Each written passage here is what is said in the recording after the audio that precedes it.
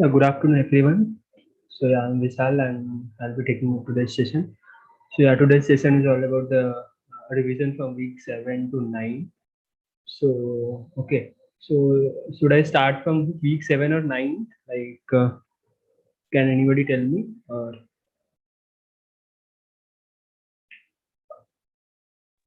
are you able to hear me? Yes, sir. Okay. Week 7 onwards would be good. Okay. So we'll just discuss the basic concepts. The concepts are not that much. Then after we'll be going through the. I have like everyone has solved that mock questions, both the mock questions. Yes, sir. I Okay. have. Yeah. So then we can discuss those also. So we'll be just briefing the topics of the week 7, 8, 9, and then we'll go through all those questions like mock questions, or if you're having any doubts in graded or anything, and then in the end we can, like, after completing each week's theoretical part, we'll go through some of the important questions that you can solve in like upcoming 2 3 days. And yeah, so okay, so I'll be sharing the screen.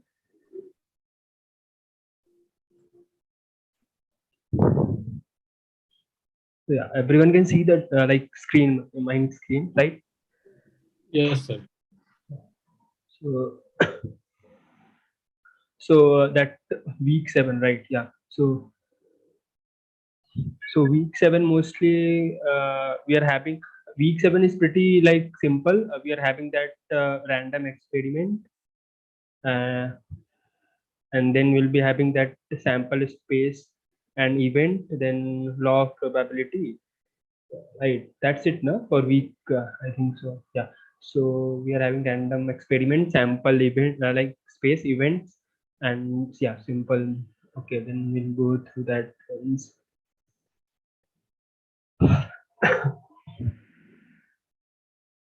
So we need not to discuss regarding like what is random experiment, sample space, those things. Okay, those are not like important. Also, everybody would be knowing regarding this, right? So what is random experiment, and uh, like yeah. So what and all is important. Mm. So random experiment and all the definition and also like we should not discuss, right? I'm facing problem in solving this cumulative distribution function problem, sir. That we'll discuss, like now we are discussing 7th, like we'll go, that is in 9th week, right? CDF and PDF. Yeah.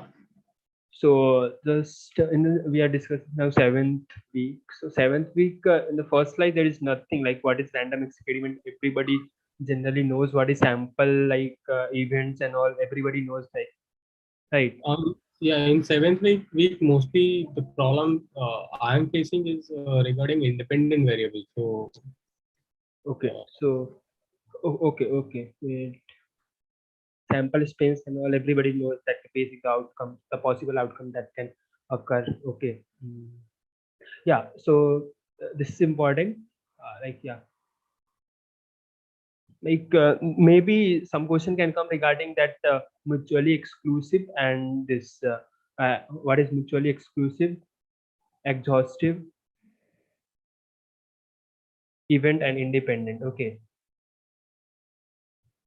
So mutually exclusive is like, see, if we are tossing a coin, either head or tail, both can't come right at in a one go. So that is generally mutually exclusive. And exhaustive means like all the outcomes, all the that whatever the like we are having now.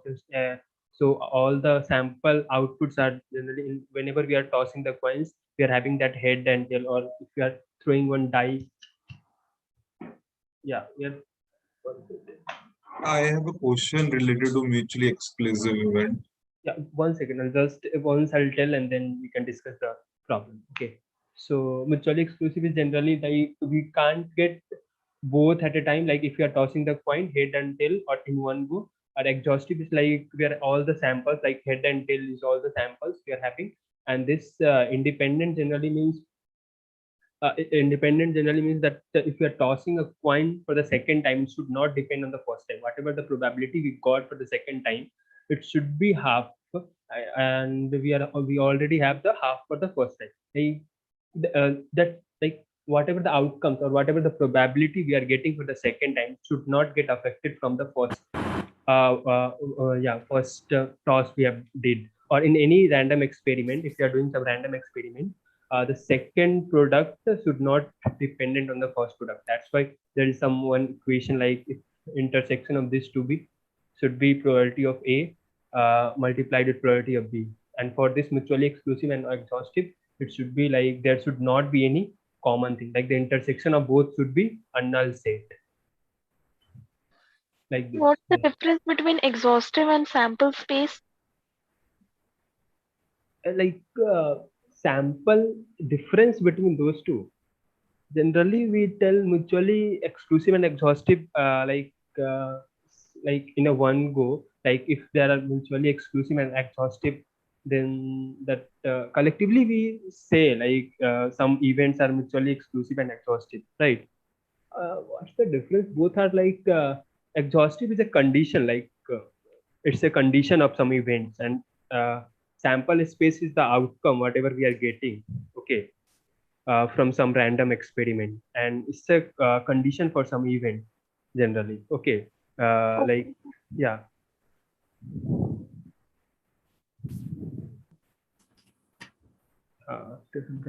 Somebody was asking some doubt regarding this.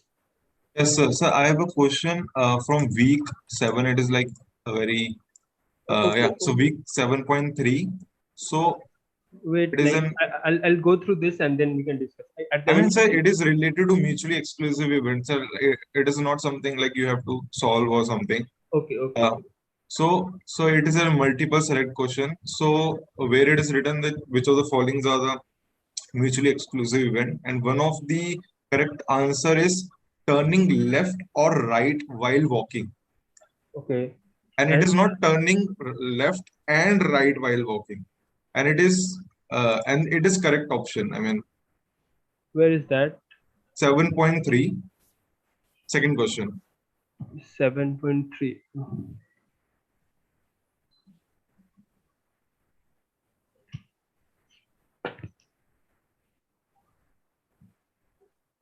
Yeah, this one. Yeah. The following is mutually exclusive.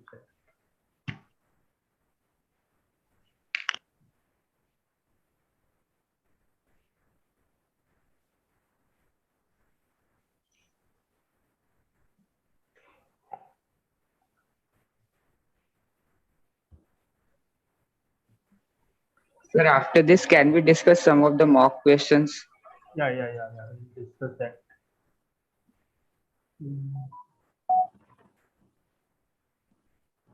Yeah.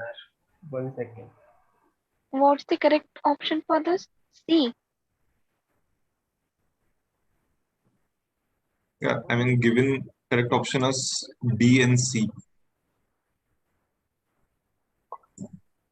Yeah, B and C. The first option and second option is incorrect.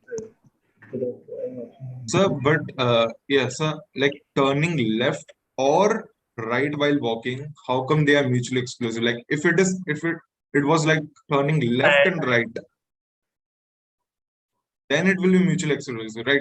Like for example, tossing a coin, getting head and tail is a mutually exclusive event, but getting head or tail is not a mutually exclusive I event. think whoever has made the question will be thinking like you can't turn left or right like at the same time. You can't do both, right? That is what you would have thought, I guess. But one of it I can do, right? Yeah. So this is my question. So mutually exclusive event, like I can the two event cannot be occur simultaneously, right? Yeah. So turning left or right can occur. Either I will turn left or right, but I cannot turn left and right at the same time. Yeah. Correct. Right. So how come the third option is correct here? I have posted on the Discourse, but I haven't got any reply from the course team. When you like For the last 2-3 days, I'm there. I'm replying for each. Like it when we were doing 7th week Okay. assignment, at that time I posted. Yeah. So, I mean, if it be like turning left and right, then yeah, definitely it is mutually exclusive. so the last one is incorrect, right? Because Yeah.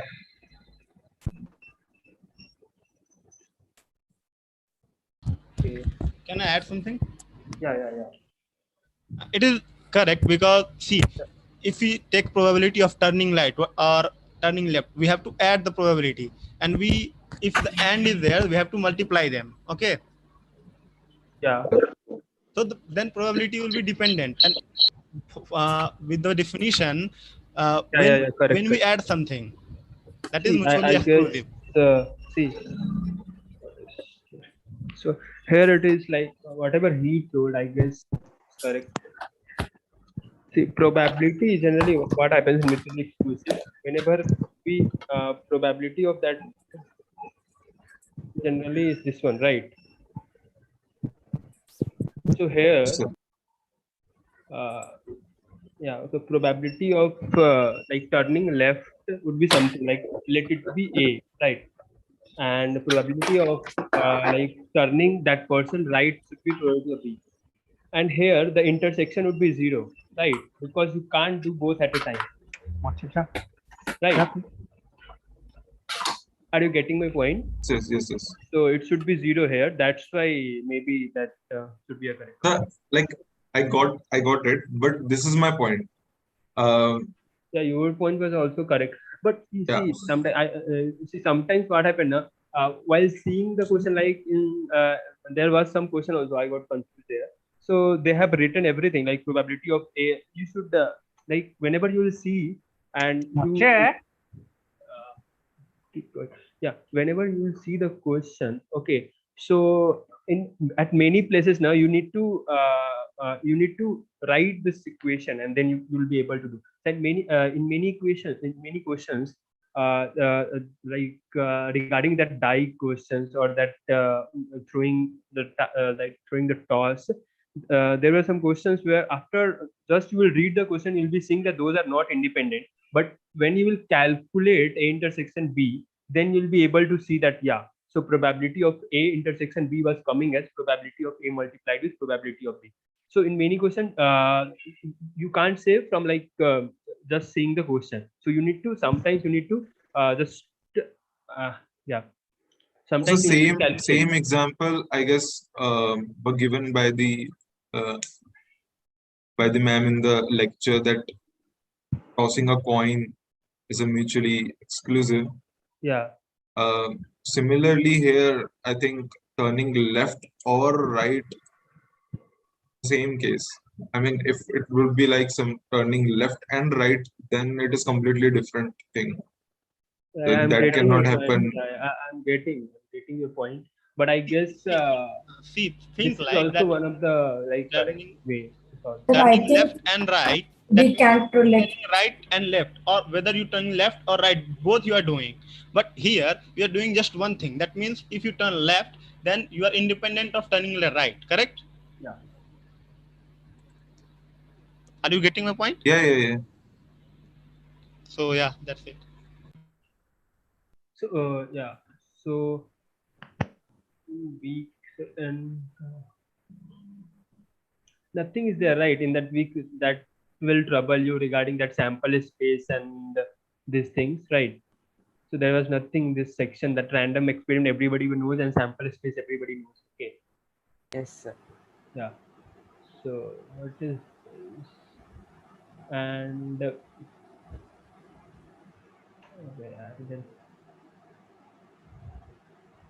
event everybody knows, like that is a subset of sample space. Whatever we are like whatever we are defining for some event is general, like event A, B, C, that will be the subset of that sample space we are having. Okay.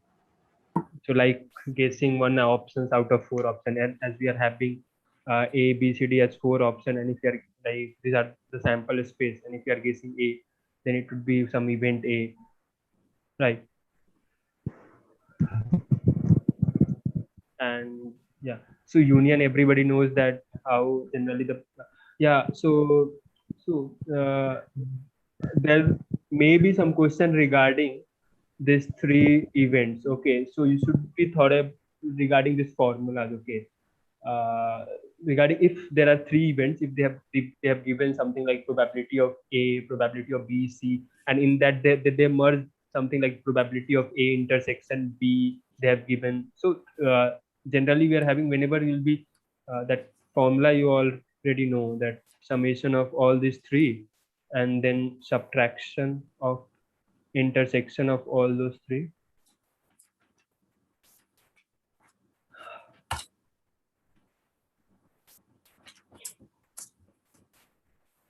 What is left? A, B, and then summation of this A. So there can not straightforward, but there can be a question like they'll be giving some complement thing. From that complement, you should be like able to calculate the normal form, and then there will be some question from this thing for sure. Okay, so you should be able to. So what is normal form? Sorry, I just saw that this one. Normal, like complement is this one, right?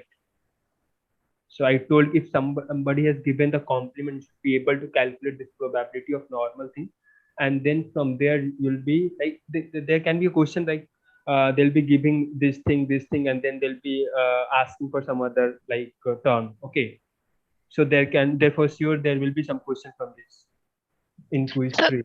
so Yeah. can you please verbally tell the formula for probability A union B union C, Yeah. which you wrote just right now? Yeah.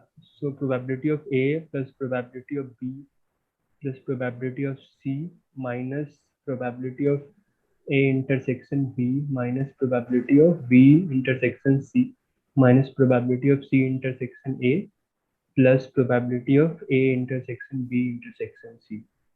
So yeah, this. Okay, sir. All right. So yeah, so union of events is simple, like whenever we are talking So about what's the logic behind adding probability of A intersection B intersection C? this one, what happens generally whenever we'll see in that Venn diagram now, A, B, and C. Sorry, yes.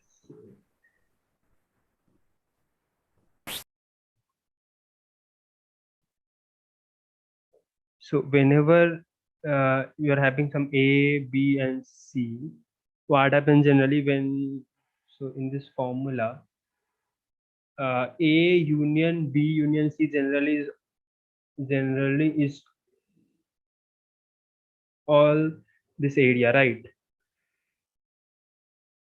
So we need to calculate generally all those area. So what we did, the probability of A first we took, then we took probability of B, then we took probability of C, right? Okay, but while taking probability of A and probability of B, we took this area twice, right? So that's why we have subtracted this. Okay, and Yes, so that I understand, that we are subtracting the intersections between the yeah, two events. okay, But and why then are we adding the case of intersection of all the three events? yeah, this one you are asking. Yeah, sir. Yes. See what happened whenever this is the common area, right? For A intersection B intersection C. So every time we are adding, and we are subtracting each of the term. Okay. So this area will haven't got added. That's why in the end we are adding this area. So whenever you see probability of A or B, and then you are subtracting this one, right? So while subtracting, this area will get deleted. Okay. So not deleted like normally I'm telling from the Venn diagram how generally it comes. So this will get deleted every time. That's why in the end to just add this area, because this area has been deleted, we are adding this in the end. Okay. Got my point? Or should I explain it again? No. Okay. Yeah. So the union is generally or, like if union F is that or, and that intersection is and. Okay. Now yeah. So that or I'm pressing or, union is or, and that intersection is and. And then there is nothing else. So yeah, we move to that third topic.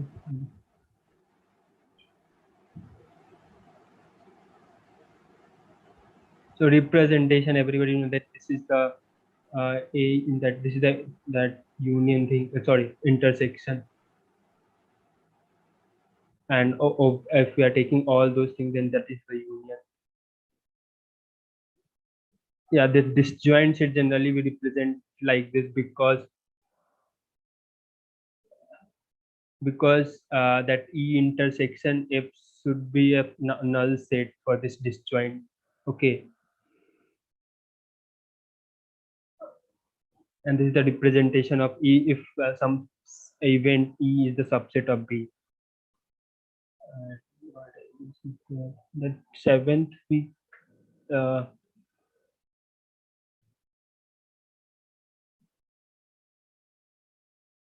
equally like the three main, what was the interpretation? Okay, some equally likely outcomes are there, then we'll divide that by n. Like if like that is simple. Like if we are tossing the coin head and tail, then we are dividing that by the number of outcomes. Okay, and then what is that? That infinity, that is nothing. Yeah. And the probability value should be between 0 to 1. The sum of all the probabilities should be 1. There can be one question like which of the following is correct, and they'll be asking about the probability. Like they can give the probability value and they can ask you which of the following options are correct. Okay, so yeah, that yeah.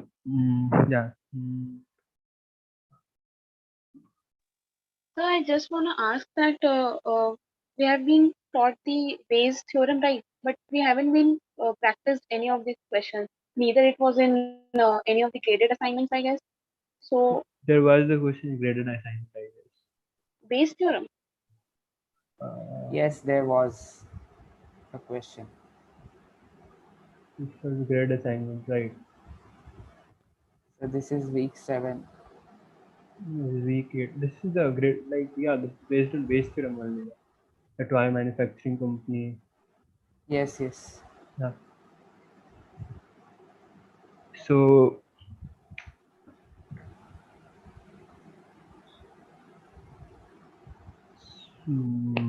yeah, and this one everybody knows now. Okay, how generally it comes, like that is the summation. If you are taking the probability of union of all the events, that should be the summation of all the individual events, right? That is simple as probability of A union B. What is that? Probability of A plus probability of B, right? Okay. Sir, Yeah. we are doing 9th week now. No, 7th. This is 7th. That is about to complete. That there's not that much of concept in week 7. So we'll move to. No, I just had doubts in the graded assignment 2 questions. Okay. We'll just, it will take 10 to 15 minutes. Okay.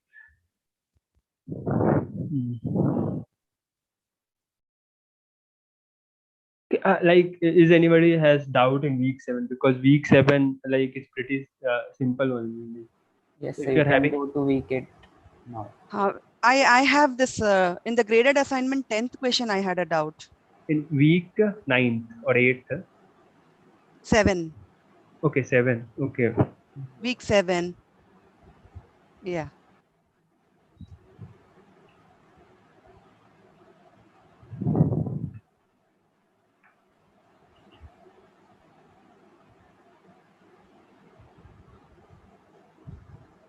Yeah, which question? Question number.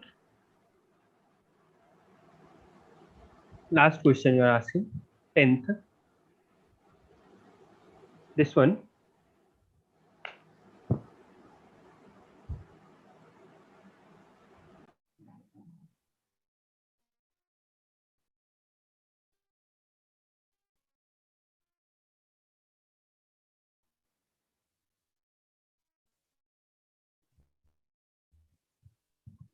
Hello, who was asking this question? Should I solve or not? Can anybody tell me? Yes, sir, please solve the question. I am also having the same doubt. Okay. So see, in this question, in a particular game, a player need to throw a dart onto a circular board whose radius is 8.5 units. The point allotted to the players are based on where the dart lands. Let's argue the see here. If if somebody is throwing that dart, no? If somebody is throwing a dart, and if that is landing, if this is the dart, for example. Okay, and if the radius is from 0 to 1, if I am throwing the dart, if the dart lands in between this from 0, like this is the 1 unit radius circle, right? If the dart is landing in between this here, so I'll be getting 10 points. And similarly, if that lie between from here from 1 to 3, so I'll be getting 8 points.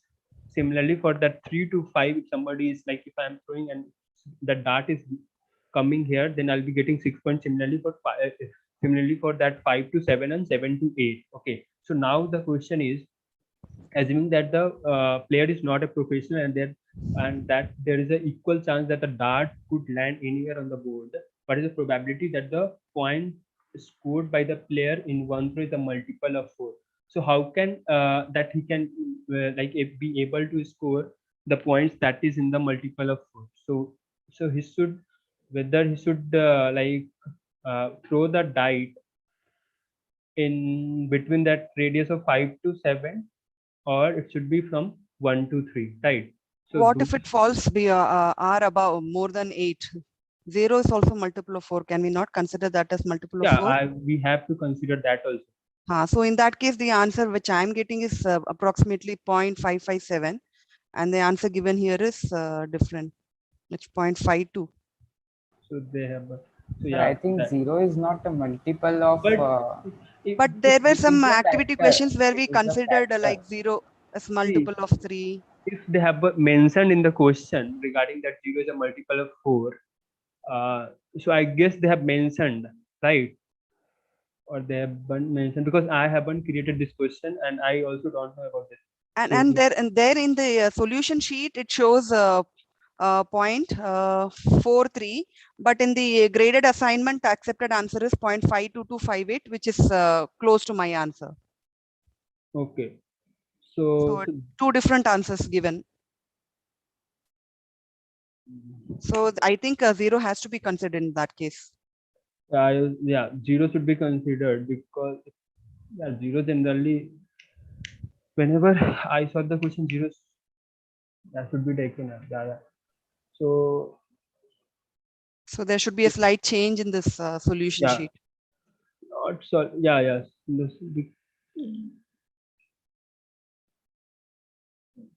Yeah. So this should be also be considered by this 5. Yeah, 8.25 pi will get added to that. Added to that. Yeah. But I think so they have mentioned in the question, right, regarding this. Yeah, in the graded assignment they have given the correct answer, accepted answer. But here in the solution sheet, the explanation is missing that part. Yeah. The thing is, the solution has been made for the term 1 student, so that has been corrected now. So I got the solution sheet that has been done earlier. Okay, so don't worry about this. So in the graded assignment, they have mentioned correctly. Given correct answers, yes. Yeah. So anything else from this one? That 7th week, if you are having any doubt in that. Can you please explain the 9th question also in this? I was not able to kind of follow that. Okay.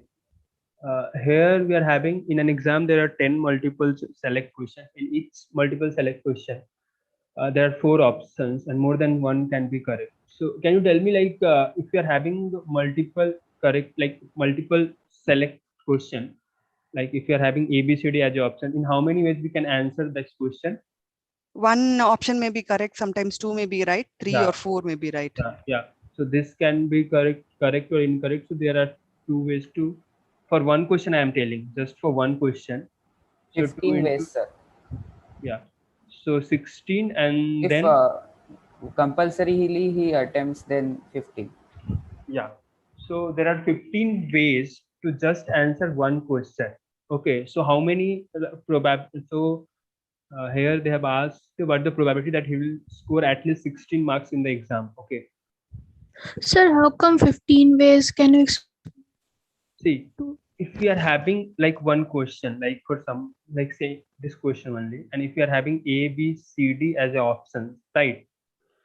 So either one can be correct, or two can be correct, or three can be correct, or four can be correct. Okay, you Yes, can. yes, sir. Okay, so if so, how I am doing? There can be 2-3 ways to solve this question. But the thing is ki I'm just thinking ki while solving this question, somebody will be taking A and some will not take A, right? Oh, okay. So Yes, sir. Got it. Got it. so there are 2 ways to select A. So similarly, we are having 2 to the power 4 ways to select. But whenever we are not selecting any of the options, that is not the way to select the question, right? So that's why I'm subtracting 1. So in total, to answer one question, just the number of ways somebody can answer the question is 15. Okay, and Okay, sir. correctly answer that question, we are having 1 by 15. This is the probability to answer those questions correctly, because out of that 15 ways, only one way would be correct, right? Whether it is the A, B or a B, C, anything. So, and to incorrectly answer that question, we are having 14 upon 15. That is the probability to attempt the question, like to incorrectly solve the question, right? So here they have asked you what is the probability that he'll score at least 16 marks. So for that 16, at least 16 marks he should get. So he should get either 16 or 20, like that he should get till 40. The overall is that, what is the overall marks? Yeah, how many questions are there? 4, 10. Yeah, so 14 marks are there. So either he or she should get 16 marks or 20 marks or till 40 marks. Okay. Sir, how 16 plus 20? No, I'm telling you whether he should get 16 marks or means I have added, or 20 marks, or he should get 24 marks till 40. Have you Because the got? question says it is at least 16, so it can be more than 16 also. Yeah, that is what, yeah, they have mentioned at least 16. So one way to do this question is to think like this: from 16 to 20, just calculate for 16 how he can get 16 marks. So 16 marks, can you he has solved 4 correct and the rest incorrect, like 6 incorrect he has solved, right? One way for to get 20 marks, he would have corrected 5 and he would have answered 5 in incorrect way. Got it? For the 24, 6 plus 4, 6 correct and 4 incorrect. Similarly, for if he or she is getting 40 marks, means he or she has corrected all the question and 0 incorrect. So either one way is to just solve for all those, calculate the probability when he's getting 16 marks and add up to 14. Or one way is to just subtract this, like they have asked about the minimum 16 marks, means we need to subtract if he or she is getting 8 marks or 4 marks or 0 marks. Or 12 marks also. Yeah, 12 marks also. And you can subtract it from 1. So you'll be getting the same answer, right? So, and to calculate for one question, like, see, we already know out of 10, we need to select for 6. Okay, that can be selected in 4. Like out of that 10, if somebody has got 16 marks, so he would have corrected 4. So we have chosen 10 out of 4. 4 out of 10. And then to answer that in a correct way, 1 upon 15 to the power, how many he has answered correctly? 1 upon 15 to the power 4. And for the incorrect, 14 by 15 to the power 6. This is the probability if he or she is getting 16 marks only. So similarly, you can calculate for 20, 24, 20 till 40, and then you can add. That is the one way. And another way is to calculate for 12 marks, 8 marks, 4 marks, 0 marks, and subtract it from 1. So that is the another way to solve this question. Here they have solved, they have subtracted those marks, like 12 or 8 or 4 or 0. They have subtracted all those cases. Yeah, but yeah, this time that this much of calculation, the question which are having this much of calculation will not come. I'm pretty sure.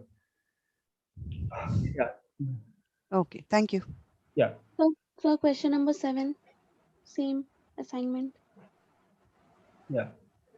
So the question number 7 is, if these are the events are non-empty disjoint events. Disjoint means the intersection will be phi and the union will be the summation of all those probabilities.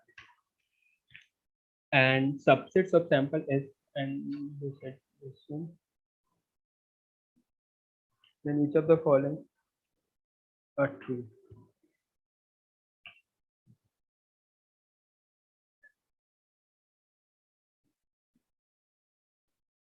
Yeah. So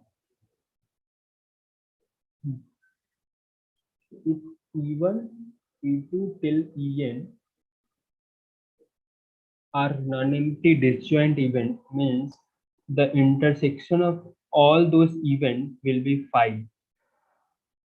And the subset of sample, and these are that those all the events are somehow subset of sample space S, and a set En+1 is also a subset of S. Okay, then which of the following statements are true?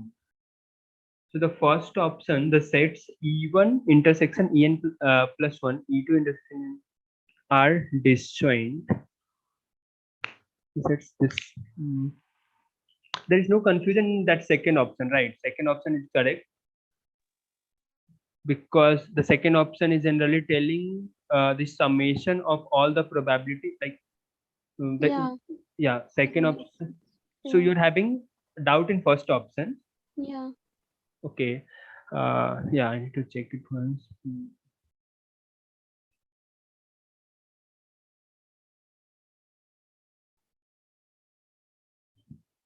Yeah, if we are having some event. So actually, first option is the replica of the condition given in the question.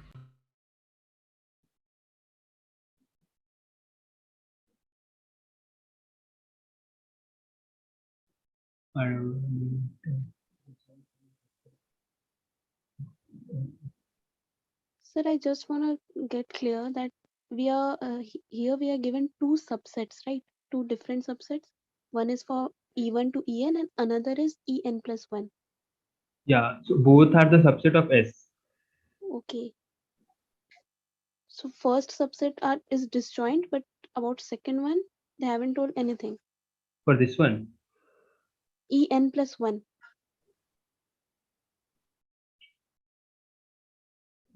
wait.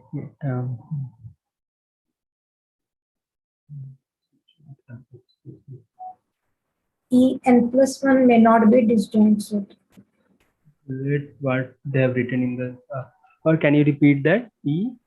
En+1 may not be disjoint. They had not mentioned about it, and so the option 1 is wrong.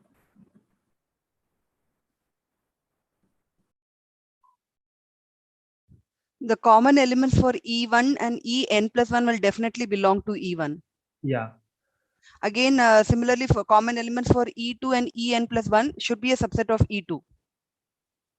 Yeah, but so, and they have given E1 and E2 are disjoint. So naturally, these two subsets have to be disjoint. Come again. Tell me once again. See, E1 and E2 are. I'll just take the example of two sets, E1 and E2. E1 and E2 are disjoint. Okay, got it. And En+1 and E1, if you take common elements, that elements will belong to E1 because it is common to those both. Yeah, got Similarly, if you take elements common between E2 and En+1, those elements should belong to E2 again. Yeah, got it. They both are subsets of E1 and E2. So naturally, since E1 and E2 are disjoint, those elements also will be disjoint. Correct. Thank you. So yeah, so all these events has been given that those are disjoint. So you told if we are taking that En+1 and if you are taking the intersection, So that will for sure come under E1. Okay, right. Similarly for E2, it will come under E2. Similarly for all those events, EI, and we already know that all these events, all this EI event, EIJ are disjoint with each other, right? That's why the first option is correct.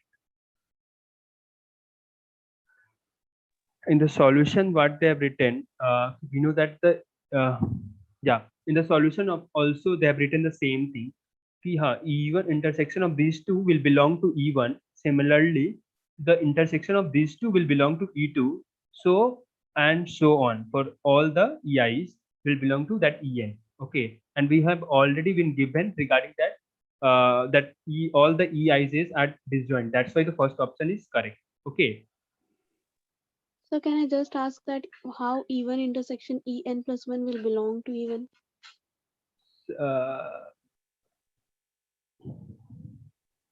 The intersection means the common elements between those two. Yeah. So naturally, whatever elements you get from the intersection should be a subset of E1. As see, for example, if this is E1, right, and this is something like En plus 1, it has been given. Okay, so this area will for sure belongs to this one, right? It could belong to even En plus 1 also, no? Yeah, it will belong to both. Here it has been mentioned like this common area will belong to both, right? But to prove this first, like to prove that the first statement is correct, they have taken E1, that is the subset of E1. So, and similarly for all those events, right? Just to prove that the first statement is correct, they took this one. Otherwise, they would have taken N plus 1. That is also the subset, like because this intersection is common for both the things, right? Oh, okay. Yeah. Okay.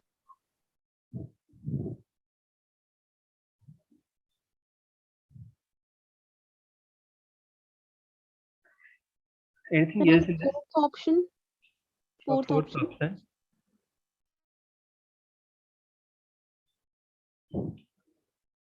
You see, if all this events has been already been given disjoint.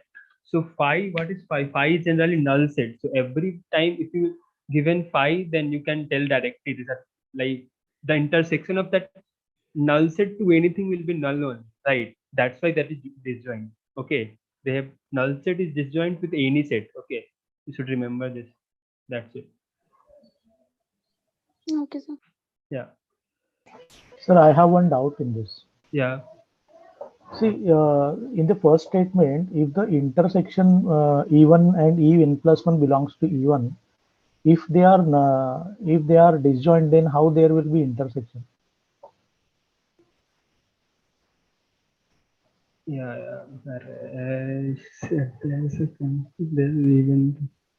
They are talking about the intersection between the E1 and En plus 1, which is also a subset of S. E1 to En are disjoint. They have not told anything about En plus 1. So that is why E1 and En plus 1 may have common elements.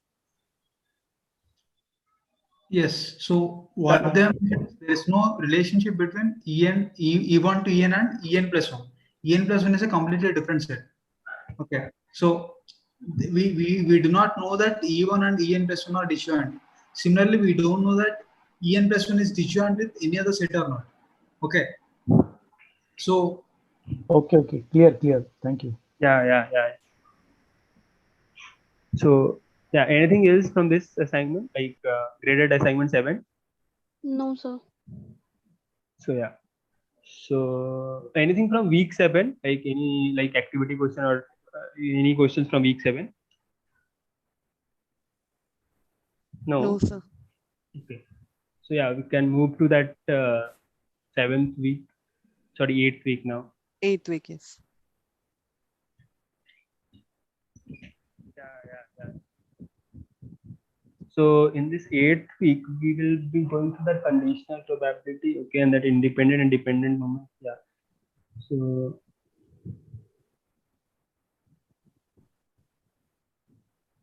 you already have went through that continuous table and all, right? That relative frequency, how to calculate those things. So there can be one way to like this is similar to that relative frequency itself, that conditional probability, like how many females are having, what was that? Yeah, how many if they have given some conditions, like if that we are selecting some random peoples and that is owning the smartphone. So what would be the probability that C belongs to like C is female or male? Like that you can calculate directly from the relative frequency. Okay. So you can like practice one or two questions. Like if maybe there can be some questions in the quiz that will be yeah. So that will be having this relative frequency concept, or you can say the conditional frequency, the conditional probability concept. Okay. And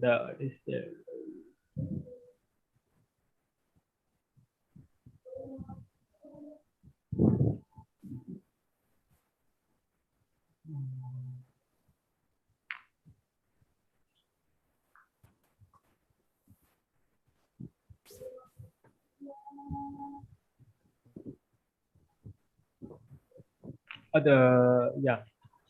So in that conditional probability, there is one pretty like a simple formula you already been knowing. Like if you need to calculate the probability of A given B, then that first you should calculate the probability of B, then the A you should be having the you should calculate the probability of A intersection B, and then you can divide it with the probability of B. That is generally the common area that we were talking. If you are talking, if you are solving with a Venn diagram, then you can solve like, yeah, you can calculate the common area and then you can divide it with the probability of B. And a dependent and independent events, you already know.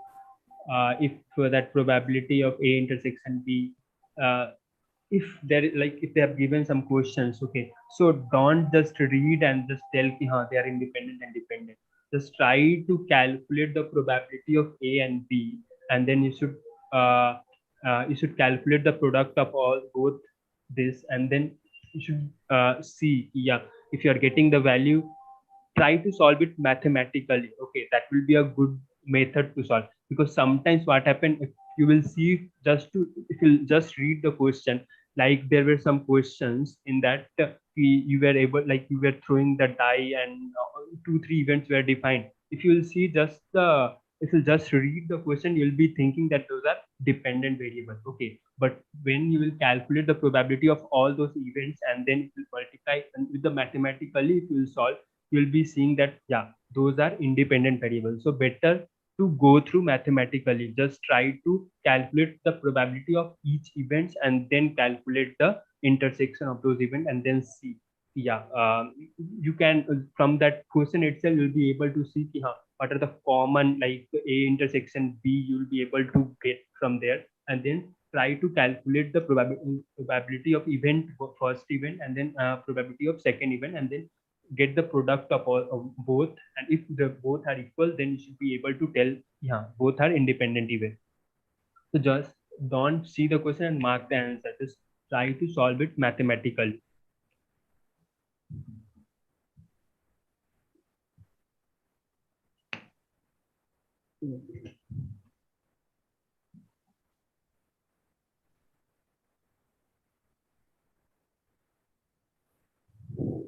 The conditional probability would be like, the question would be like, yeah, so if we are throwing two die and then the sum we are getting as 5 6 or something like that.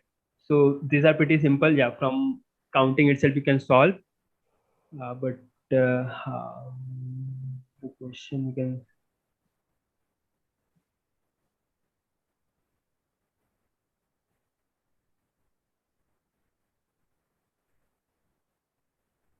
yeah, this is the formula that we have already discussed.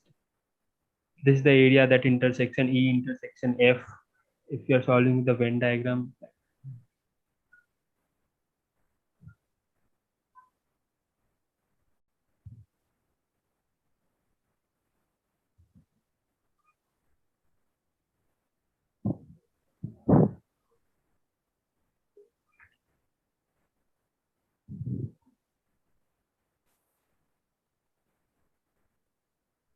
Any questions regarding this, like conditional from like activity or a graded assignment regarding this?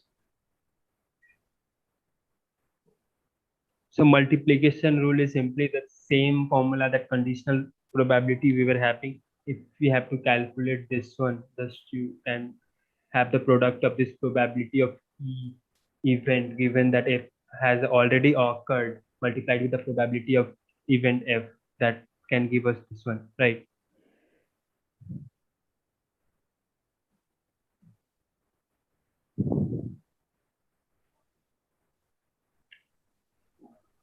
Hello. Yeah. There was this one event which says first outcome, rolling a dice twice. Okay. The even is one event where the first outcome is a 3. Yeah. And E3 is an event where the sum of the outcomes is 7. Okay. Okay. And they are calling it independent. So without using that formula, how do you say that it is independent? Where? Without... it was like...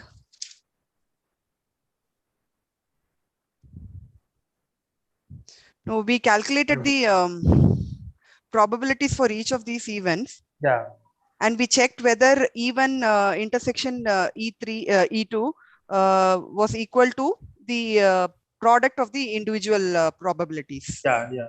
If it is not equal, we call them independent.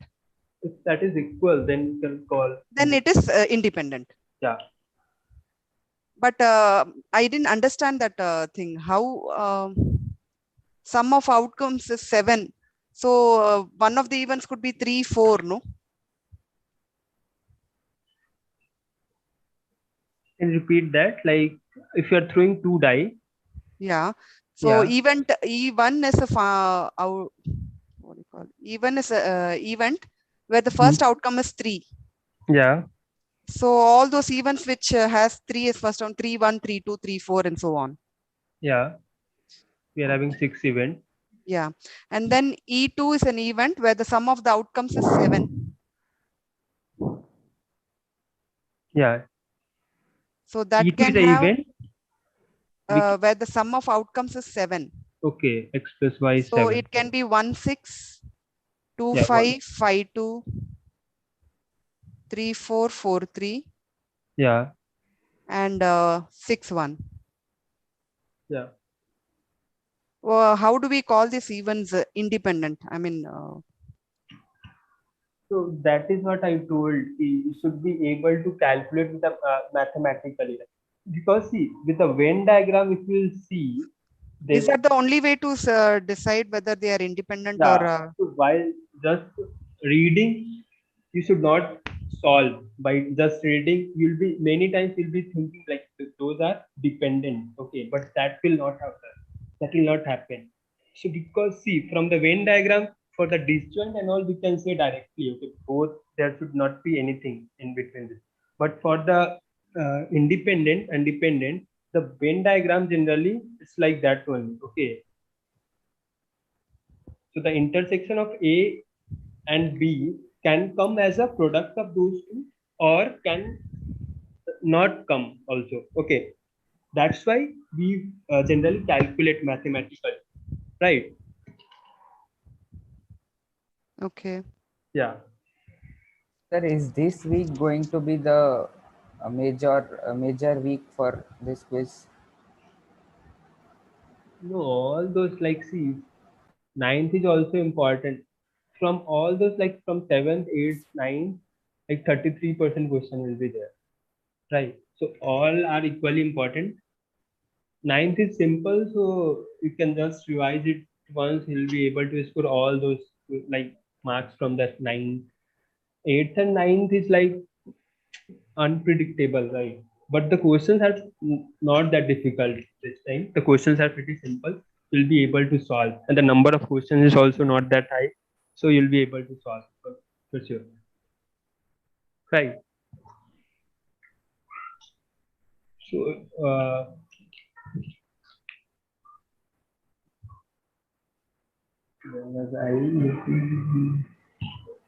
So can you discuss the mock now? Yeah, we'll be discussing that. Anything regarding 8th week, like questions from that activity or anything? Yes, sir, I am having a doubt in activity question 8.5, question number 3. Yeah.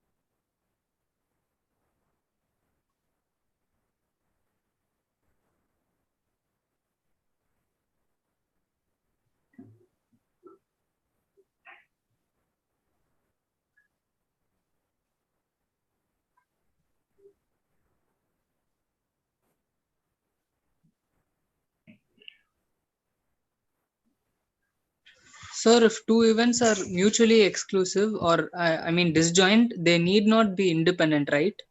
Yeah, there you can't say anything about that, right? Sir? You can't say anything about if both the events are disjoint. Okay. Okay. So you can't say anything about the dependency and independency, right? From that only.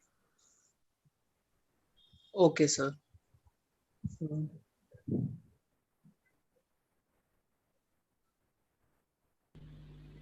Sir, third question. See, the third question is the probability of a flight being delayed is 0.4, right? So find the probability of no delay. So what would be the probability that the flight will not delay? 0.6, right? And then they are asking for a round trip that the flight is going and then coming, right? So that's why will be just like for the what? Yeah, for the flight, the probability that the flight is traveling with no delay is 0.6, right? So while going that was 0.6, and they have talked about the round trip. That's why we are multiplying that with 0.6 again, because while going also the probability was 0.6, and while coming also that was 0.6. That's why that the answer will be, I guess, 0.36.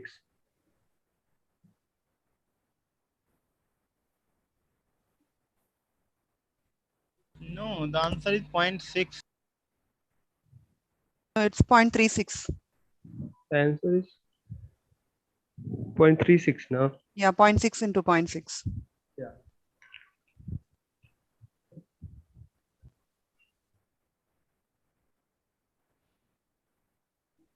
Anything else from this? No. Yeah, sir, one more question 8.7, week 8.7. Yeah.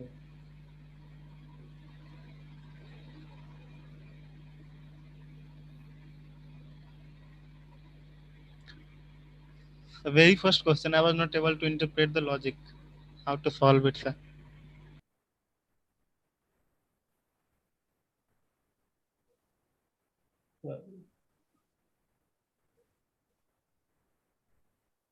They're asking the company A produces 30% effective products, B produces 40% effective, C 30% effective.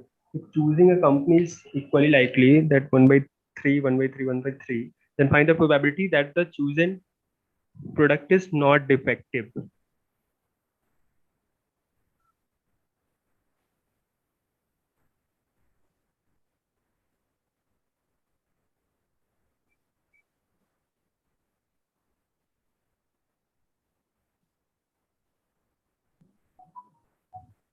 Yeah.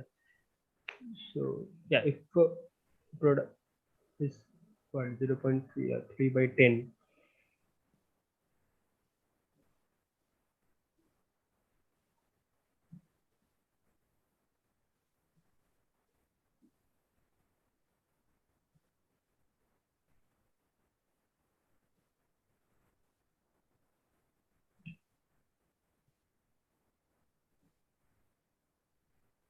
we need to find the probability that the product chosen is not defective.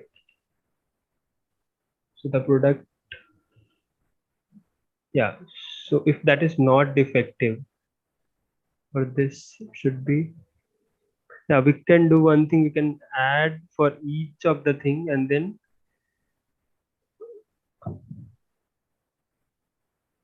it can be from.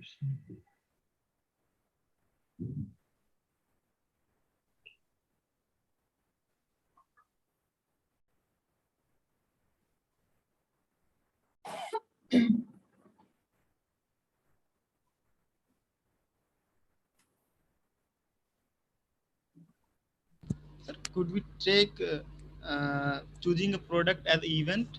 Then we can write E1 given A1 is 0.3, like that. Yeah. So from here, what we are getting, that the probability that the product chosen is not defective. So first we can do, like, if you're just choosing the first the product from company A, so how will you do that? 1/3 upon 3/10, right? If that is not defective, if that is defective, we need to find that not defective, right? So we can subtract it in the end. And the second one is 1/3 into 4/10 plus 3/10 into 1/3. So that comes to be 7 and 3, 10. So 10 upon 10, that is 1/3. So 1/3 is that the product is defective. Thus, for non-defective, it should be 1/1 minus 1/3. That is 2/3. See, first we're choosing that first company A, and then what's the probability that the product will be defective? Okay, so we are doing for all those companies. So that is the total probability that the product should be defective, and then we are subtracting from 1 so that it should not be defective. Okay. Sir, how we can apply bias rule on it, Bayes rule on it? Bayes rule. Why you are trying to apply Bayes rule in this? Bayes rule can you apply on this? Sir, isn't it from Bayes rule? Simply see. Why? See, Bayes rule. When we calculate Bayes rule, generally Bayes rule is calculated to calculate the probability of some cause, okay, that led to a problem. Normally what happened in conditional and all, we used to calculate the probability of that problem. Okay, we already know the cause, so just focus on that. So normally what happens in conditional, we used to calculate the probability of that problem, something has happened, and we already know about the cause. But in Bayes theorem, we generally reverse that. Okay, we used to calculate the probability of cause which lead to a problem. Okay, so conditional here, I think so. In this question, maybe some conditional you can use. Don't try to use much like formulas and all. You will not be able to solve the questions. Okay, just read the question and try to go through the flow, how you're solving. Many a times you will not require the formula at all. I'm telling you. So what happened in Bayes theorem? Just you need to see.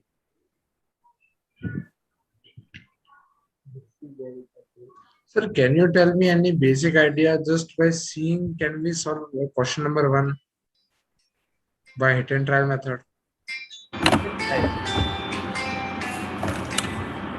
What happens? I'll tell you about the mute.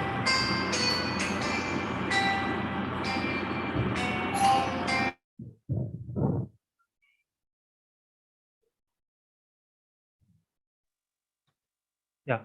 So, sir, can you tell me in question number 1, can we do question by hit and trial method?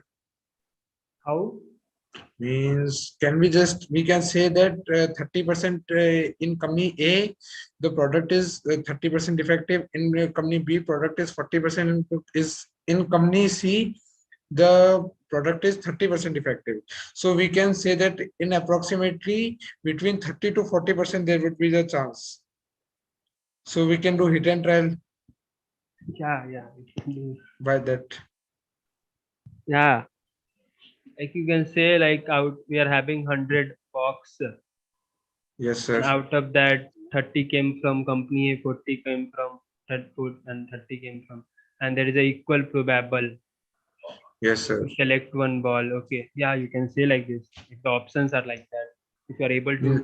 hit the option directly.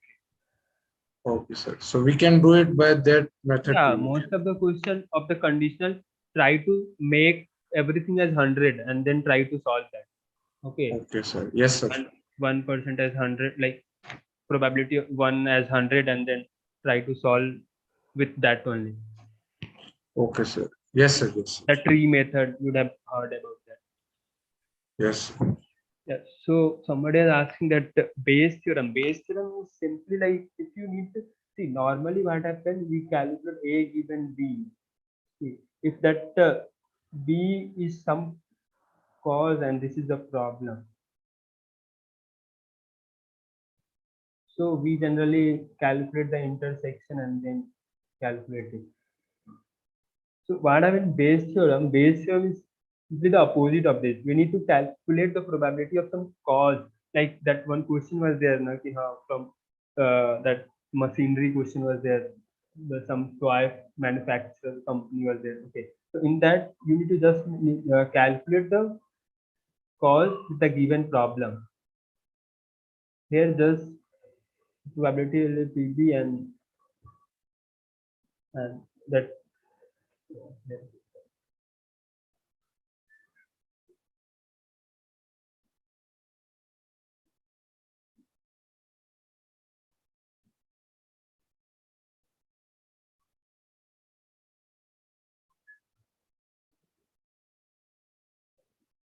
will be like that general Bayes theorem generally consists of three concepts. One is that if you are partition of some sample space, and then the theorem of total probability, and then the Bayes theorem. Okay. So in that partition, you would have heard if you are having some sample space S, and this are been like if we are having in this sample space all these events E1 to En 3, E4, E5s are there, and all those events we already know ki, in this year E intersection EJ are like 5 means all the event are disjoint set, and intersection of this, sorry, the union of this is sample space S. Okay, and in this part and all the probabilities of these events are between 0 to 1. Okay, and then we'll be using this.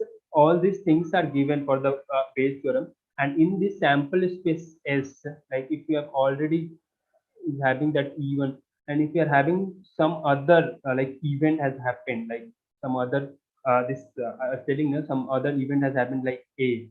Okay, and we already have this E1, E2, all these conditions are there that E1 intersection, all those EIJ intersection pieces are phi, and the union of all those events are sample space is.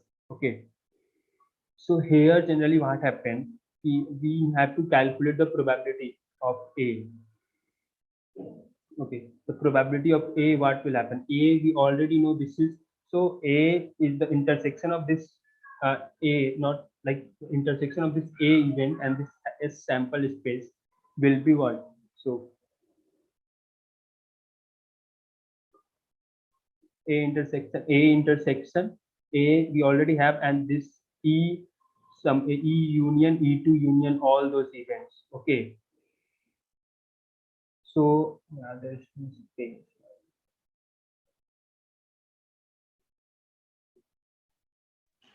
Sir, in actually in exam, we don't know which formula to use at what time. Like when to use Bayes theorem or when to use law of total probability, and means many things. That were specifically taught in week 8. Yeah, can you tell me some questions so that I'll try to make it clear? Like, Like, yeah, we can go. Like one question would have been given in that lecture itself only. That 40 student, 23 male and 15 female. Or any other if you like. Yeah, I'll go to that. See, this was one question that you can see was on the base, like you need to solve with the help of Bayes theorem, right? Yes, sir. Yeah. This can be solved like, see, in this question. Yeah. See, first of all, the Bayes theorem is not like if you will try to write all the events now correctly, you'll be able to solve the question. Okay. See, in this example, just read that this is a very big question. That the toy manufacturing company has categorized all the toys. They make into 4 categories depending on the battery life. Blah blah blah. So many things every day. What is important here? Like it is assumed that the toy belonging to category A. See, I told you in the starting, whenever the normally what happened for the conditional probability generally, see, I'll solve this example and then maybe it will clear your doubts. Yes, sir. Yeah. So here it is written, it is assumed that a toy belonging to category 1 will last for more than 50 hours with a probability of 0.4. Okay. While the corresponding probability for toy belonging to category 2, 3, 4 are 0.5, 0.8, and 0.2 respectively. So what I did, so yeah, so that was something. Yeah, that toy manufacturing company is there, and out of that toy is there, out of that 30%, 30 goes to 30 is coming from category 1, and this is 20 is coming from 20 from category 2, 10 is coming from category 3, 4 is 40% is coming from category 4, right? And Sarah went to a toy manufacturing company and randomly picks a toy. If the toy did not last for 40, that is the sum of the conditions they have mentioned, that if the toy didn't last for more than 50 hours, what is the probability that she picks the toy from category 4? See, normally what happens in the conditional, how they will ask the question, yeah, that they have given, yeah, in that, I'm getting on this. See,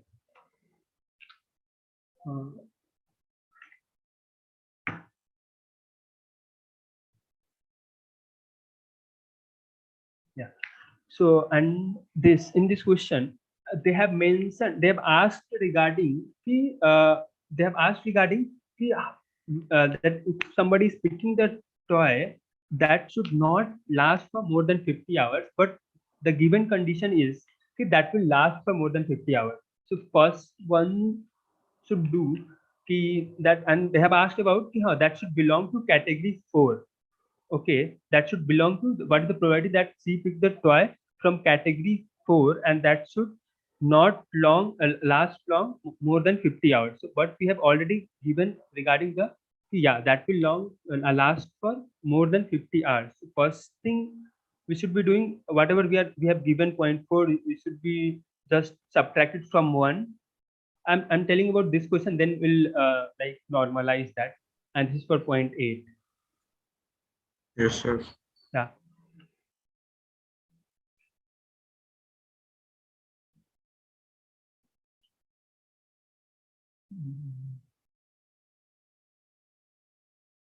Oh, it's 0.3. Yeah.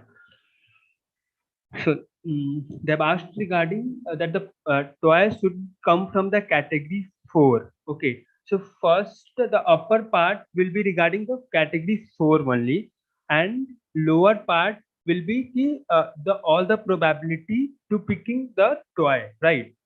Any of the toy.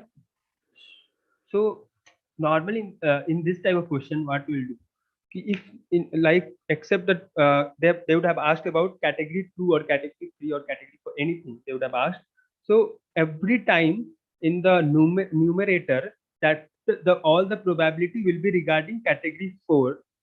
Okay, and down you just need to calculate all the probability regarding how you can pick that toy. Like here we can pick the toy, like, see, we can take from first, we can just forget the formulas. Okay, just remember this ki, if they have asked about category 4 or anything, if they have asked about category 2, 1, 3, anything, So you need to write the probability regarding category 4 in the numerator, and how you can pick any of the toy you should be writing in the denominator. Okay, so now how you will be picking the toy. First, the toy can come from A, like category 1.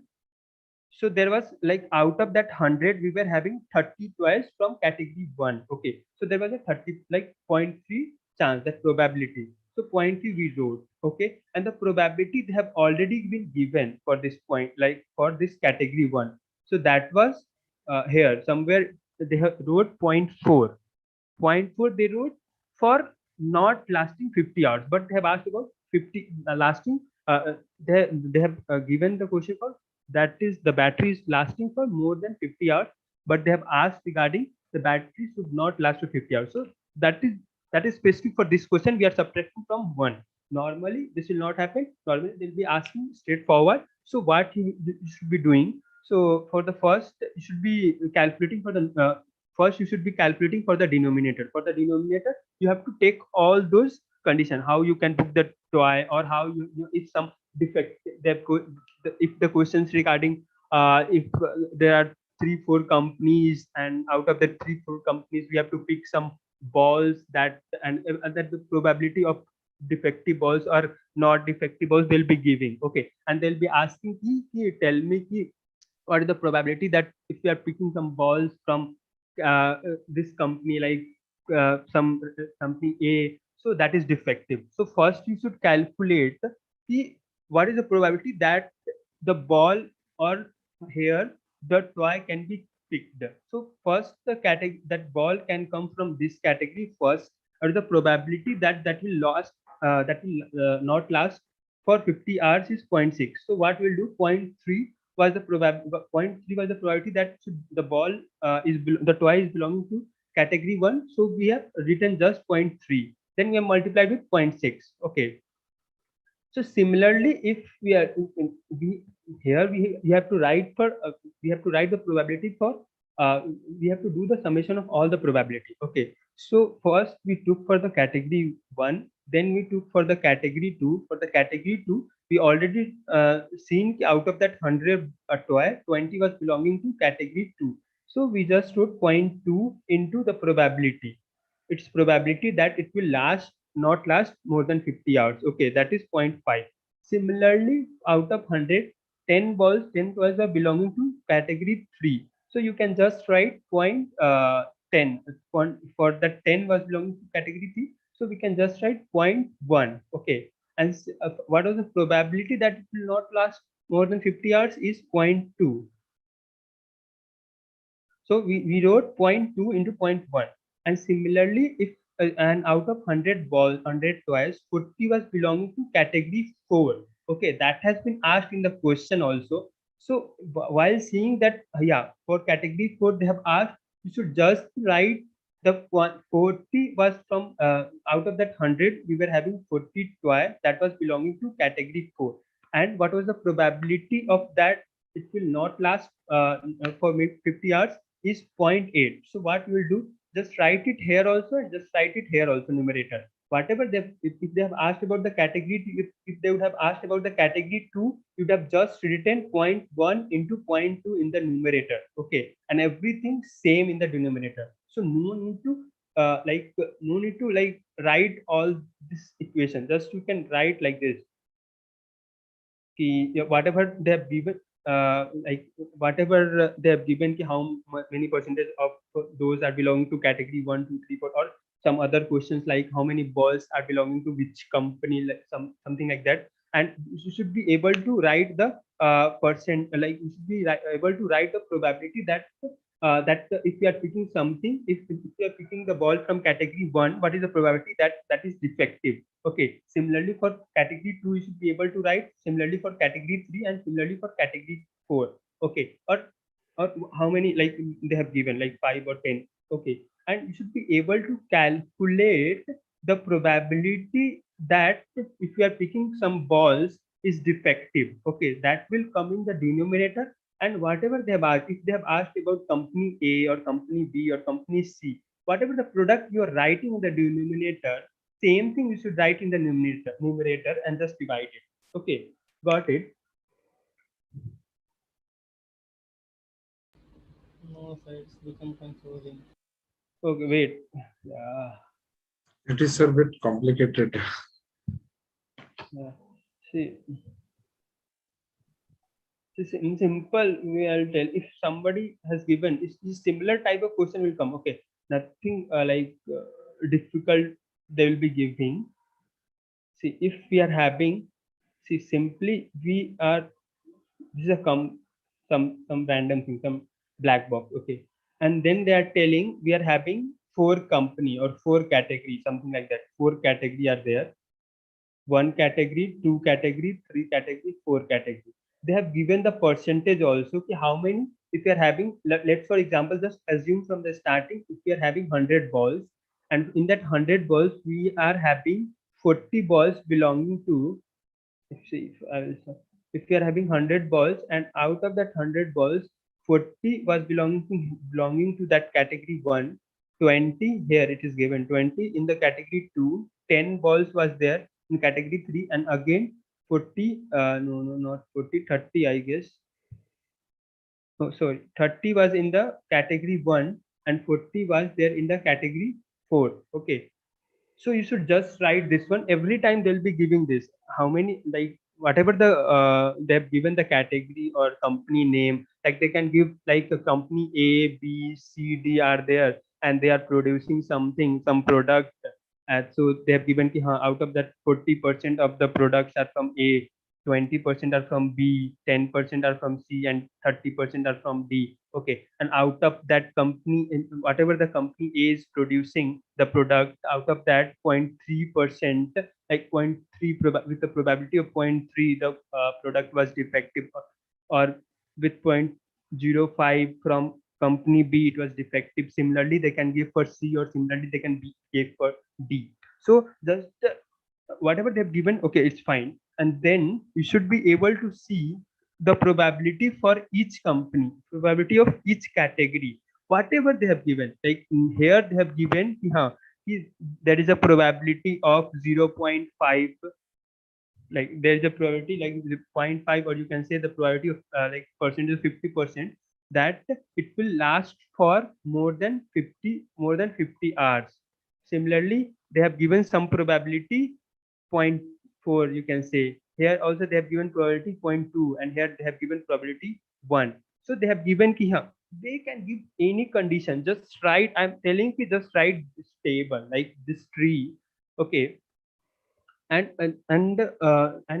just write that this tree, and you should be able to categorize all those things. Everything they'll be giving category. In that category 130 balls are there, 20 balls are from category B, some similar to this. Okay, and they'll be giving the probability also this much, this with this probability the product is defective in category A, with this probability the product is defective in B, similarly for C, and similarly for D.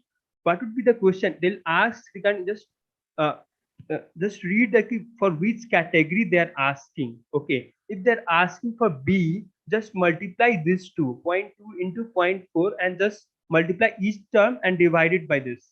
Okay, if they're asking for category C, just write 0.1 into 0.2 and then divide it by adding all those things, right? If they're asking for this, just add 0.4 into 0.1, 0.4 into 0.1 in the numerator, and then divide it with all the summation 0.4 into 0.1, 0.2. Can you once more tell me how to write the numerator? Means 0.2 into 0.4, how? Means as they have said in like 20% of category 2. So Yeah. it will be 0.2 into 20 means 2 by Yeah. 10. See for this they are asking about the category 4, correct? Yes, sir.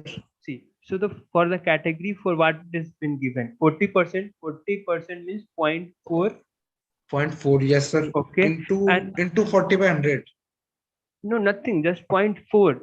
We are writing form Yes, of sir. probability now, so it should be less than 1, right?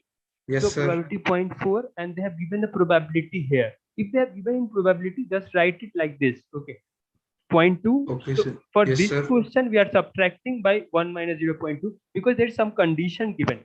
In all the question, that Okay. should not be the criteria. Here, just we are subtracting because they have given for lasting more than 50, but they have asked for not lasting. Not lasting, they have asked. That's why I'm subtracting. Otherwise, I would not have subtracted it. Okay.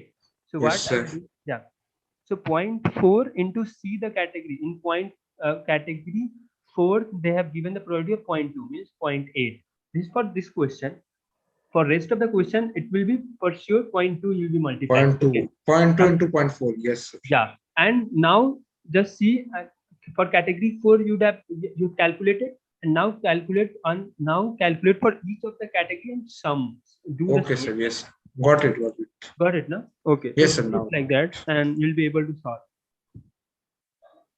So, but in lecture they have taught in much complicated way.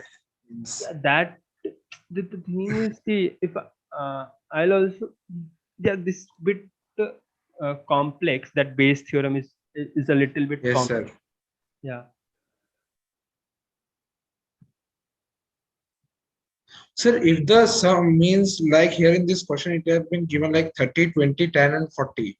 If it would be have been 30, 20, 10, and 50, then means we would divide it by 110. No, it can't be more than 100. Okay, so it would The be perfectly probability, 100. no, this is the percentage. Oh, The yes, sir. percentage Yes. can't be more than 100 now. If they Yes, have sir. Yes, given, sir. yeah, it Yes, sir. can't. Got it. That's why I was telling now, you can directly, if they have given percentage, just write it similar in probability. If they have given 10%, just write it 0.1. If they've given 20%, just write it 0.2, like that. Okay, sir. Yes, sir. Got it.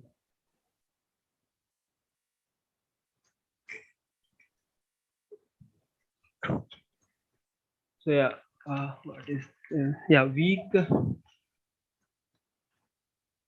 So week 9, should I go through the concepts, or directly we can jump into the questions? So week 9, I think we can means there are no much concepts, so we can go to questions.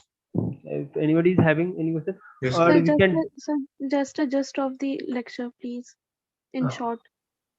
Okay, so see, in this 9th week, they have just told about the what is random variable. Like, see, for example, what happens in random variable, it's pretty similar to that probability thing. Okay, but just here they'll be defining something. They'll be like, for example, if like, see, if somebody is told it, like, we have thrown 2 dice. Okay, we have thrown 2 dice and we got all the things, like we got 1 1 2 1 6 here, and then we got from 6 and somebody has defined some variable. Like normally what happened in mathematics, we define a x. Yeah, this is x. So here we are just defining random variable x as something, like we are defining x as sum should come as 7. So x plus y should come at 7. Okay, so here will be, just we need to calculate. If somebody in the question itself, they'll be giving what is random variable. They'll be defining the x variable. They'll be telling you x, we are assuming this one. Okay, we are defining x as a this variable. We are defining x as a sum of the dice we are getting. If we are throwing the dice, if we are throwing the 2 dice simultaneously, and x is defined, random variable x is defined as the sum should come as 7. Okay, sum should, the x plus y should come as 7. Then find the probability that at the random variable is 7. And we already have told now, we have told we are assuming that this variable that we are taking, random variable, is generally the summation of the outcomes we are getting from throwing 2 dice. Okay, so pretty simple, right? If they have given this type of question, if they have already defined regarding that x, so what you need to do, you have to just go and check from this 1 1 to 6 6 how many of terms we are getting where the sum x plus y was 7. That is 3, whether you can get 3 4 or 4 3, or 1 6 you can get, 6 1 you can get, or 5 2 to 5. Anything else? Yeah. So out of that 36 outcomes, we are having 6 outcomes where the sum was 7. Okay, so the probability that where the random variable defined as 7 was 1/6. That is the 6 outcome, the favorable outcomes we are getting upon the total outcome. Okay, so that is not a it's a big concept that they will be defining the variable in each question, and then they'll be asking for the probability. Just the calculation of probability, just they'll be defining the random variable. Okay, like for an example,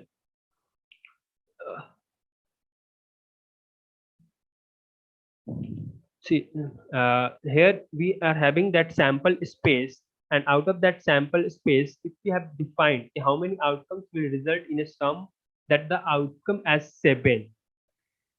Okay, and that is random variable, right?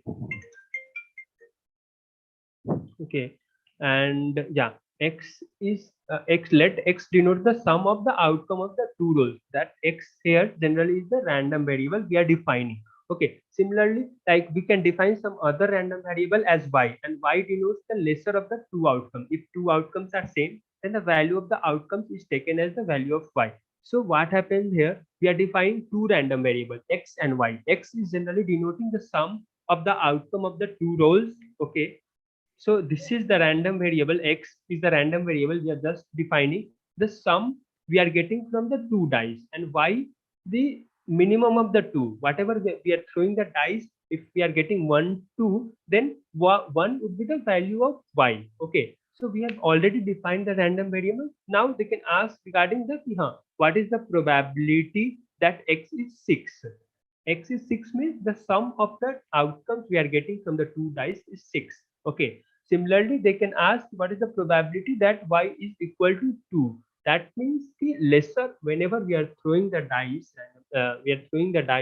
simultaneously, two dices, whenever we'll be getting the minimum as 2, then what is the probability of that? Like if we are getting 2 3, out of the 2 3, 2 is the minimum. So for this case, y is equal to 2. Similarly, see, for 2 2, we are getting y as 2, and x is generally defined as the sum of two variables. That's why we are getting 4. Similarly, we need to calculate the probability. They'll be giving everything, just you have to calculate the probability for it. Okay, so nothing. Yeah, this is all the same example.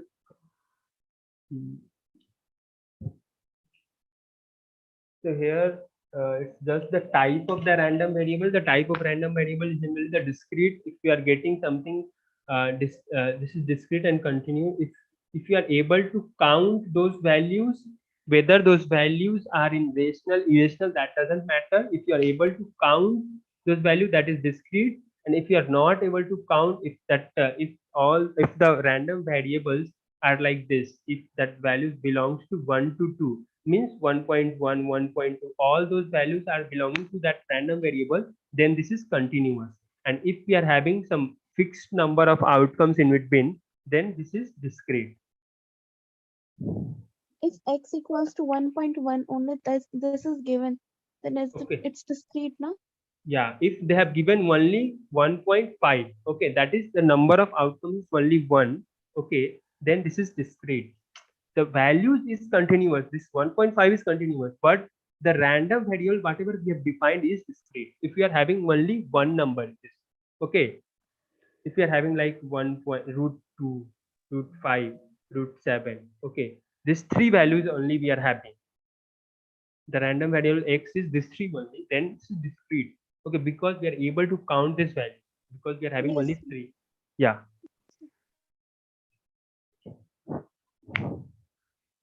So now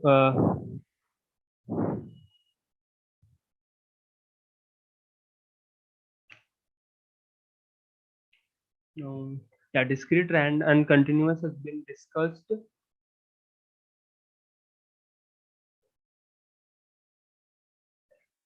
Probability mass function, and that probability mass function is nothing, just see.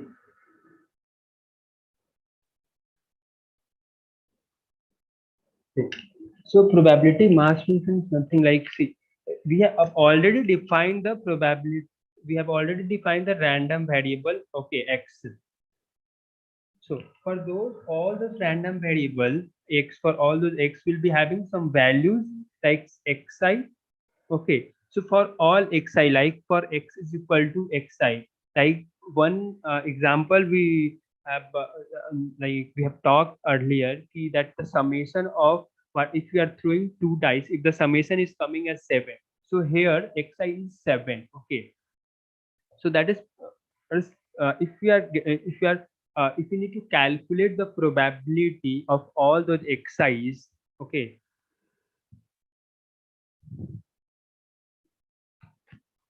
yeah, so if we have this random if we have defined one random variable x. Okay, and for all this, if we are having some conditions, and if for and if we are calculating the probability for some random variable, like for example like we have talked about the that throwing the throwing two die simultaneously. Okay, or throwing one die, this die.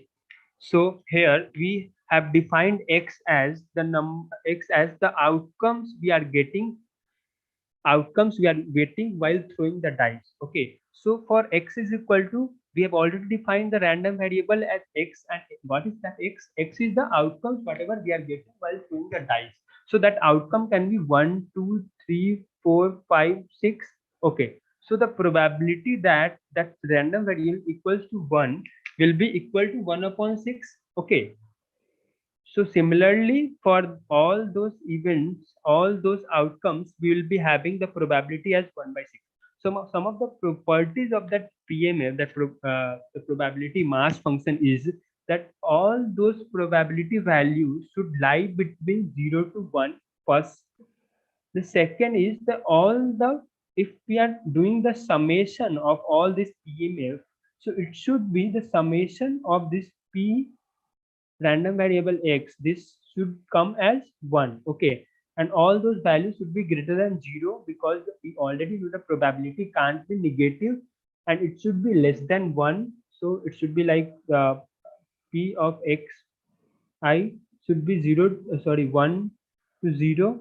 It can be equal to 1, it can be equal to 1, but should be greater than 0. Yeah, and these are the some of the important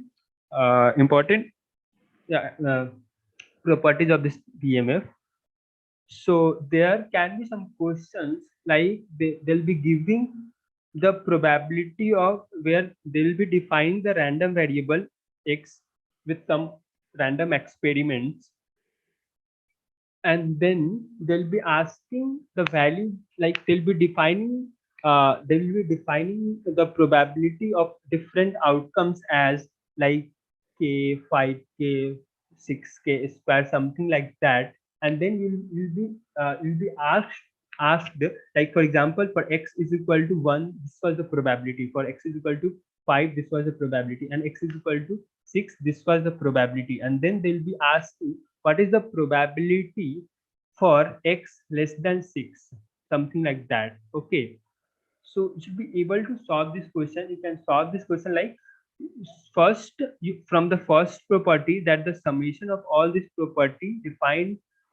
the random variable should be equal to 1. So you should be able to do the summation equate to 1, calculate the value of k, and then from there k will be able to know the probability that x is equal to 1. What is the probability when the random variable equals 1, and what is the probability when random variable x equals 5. Similarly, you'll be able to solve for all those points. Okay, all those outcomes, and then you can, whatever the question will be asking, you'll be able to solve that. Okay, so this is important. You should just like, you can solve 1-2 question.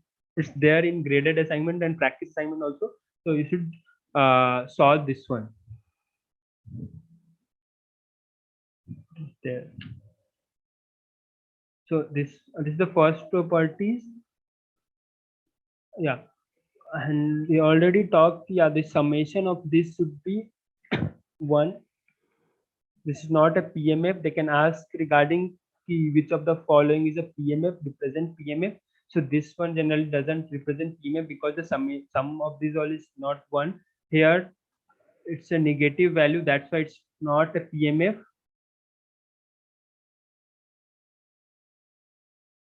Yes, this type of question they can give you, like probability is defined as this one for this value 0, 1, 2, something like that. Okay, then find the value of C or lambda, something like that they can give you. Okay, so you should be able to do the summation of this xi to 1. Okay, so from there you can get the value of lambda or C, whatever they'll be asking. So they have did like that. Okay, so now so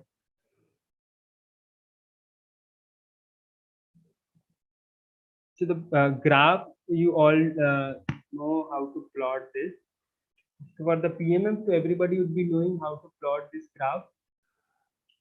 Like if they have given for x is equal to something, then the bar chart, simple bar that you can plot. Like for the x is equal to 0, the probability is 0.25. For x equal to 1, the probability is 0.5. For x equal to 2, the probability is this. Then you can just represent it like this. Okay.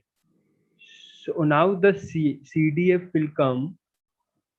CDF is generally ki whatever the probability PMF value were there, we just have to do the summation till that point. Okay, so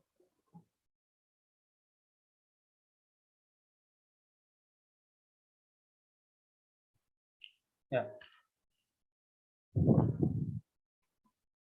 see, so simply the CDF is generally this one. CDF can be represented as the probability of all those outcomes when the random variable, see, if we have to define the CDF at A, it will be like we need to do the summation till the random variable x was equal to A. Okay, that represents this one. That means we need to do the summation of all the probability from like minus infinity, like whatever the value was there till A. Okay, yeah. So we'll be having some example. That step function will come. How that step function generally comes, like, see, if we are having if we need to do the plotting of CDF, if for x is equal to 1, we know the probability as 1. For x is equal to 2, we know the probability as 1.2, 0.5. For probability 3 also given probability 4. So we already know before that before 1 it was nothing. Okay, the probability was 0. At 1 it got a spike of 1.4. At 2 it got a spike of 1 by 2, 1 by 2 plus 1 by 4. And at 3 it got a spike of 1 by 8. So 1 by 2 plus 1 by 4 plus 1 by 8. And then it got a spike of 1 by 8. So it will become 1. Okay, so you should be able to plot this. It's not difficult, it's a simple only. Yeah. So if but see, for example, if this will help you sometime if they have asked regarding, if they have given the CDF plot. Okay, the CDF plot they have given, and then they'll be asking regarding the PDF of some point, like for x is equal to 2. So you should be able to solve that. Like, see, for just above that x is equal to 2, what was that? This was the probability. Okay, and just below that x is equal to 2, this was the probability. So you should just subtract it from there. So what is this? 1 by 2 plus 1 by 4 minus 1 by 4. So 1 by 2 would be the probability at x is equal to 2. So this may help you in solving the question. Yeah, this is the step. Okay, so yeah, we can go through that now. If you're having any doubts regarding anything, just tell me, like questions or anything.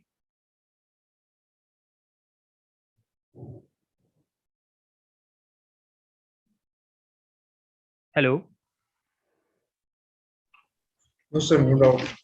Can discuss more now. Yeah. So yes. So I'll just, I'm telling you some of the important thing you should be able. This. So yeah. Can I ask something? Yeah. So in today's mock, question number 4. Okay. Mock, which one? Third or second? Yeah, mock 3, question number 4. I think something like there's some error, I guess.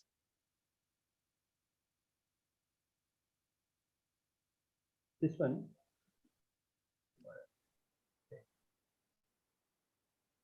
This one. So I'm telling you, this type of question is important. Yeah. So, So you my can answer get is some questions on this concept for sure. I'm telling you. Okay. So just try to solve this type of question. Tell me.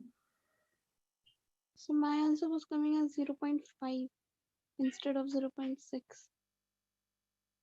See, if we'll put the value of x is equal to 0 here, what you'll be getting 0 and 2, right?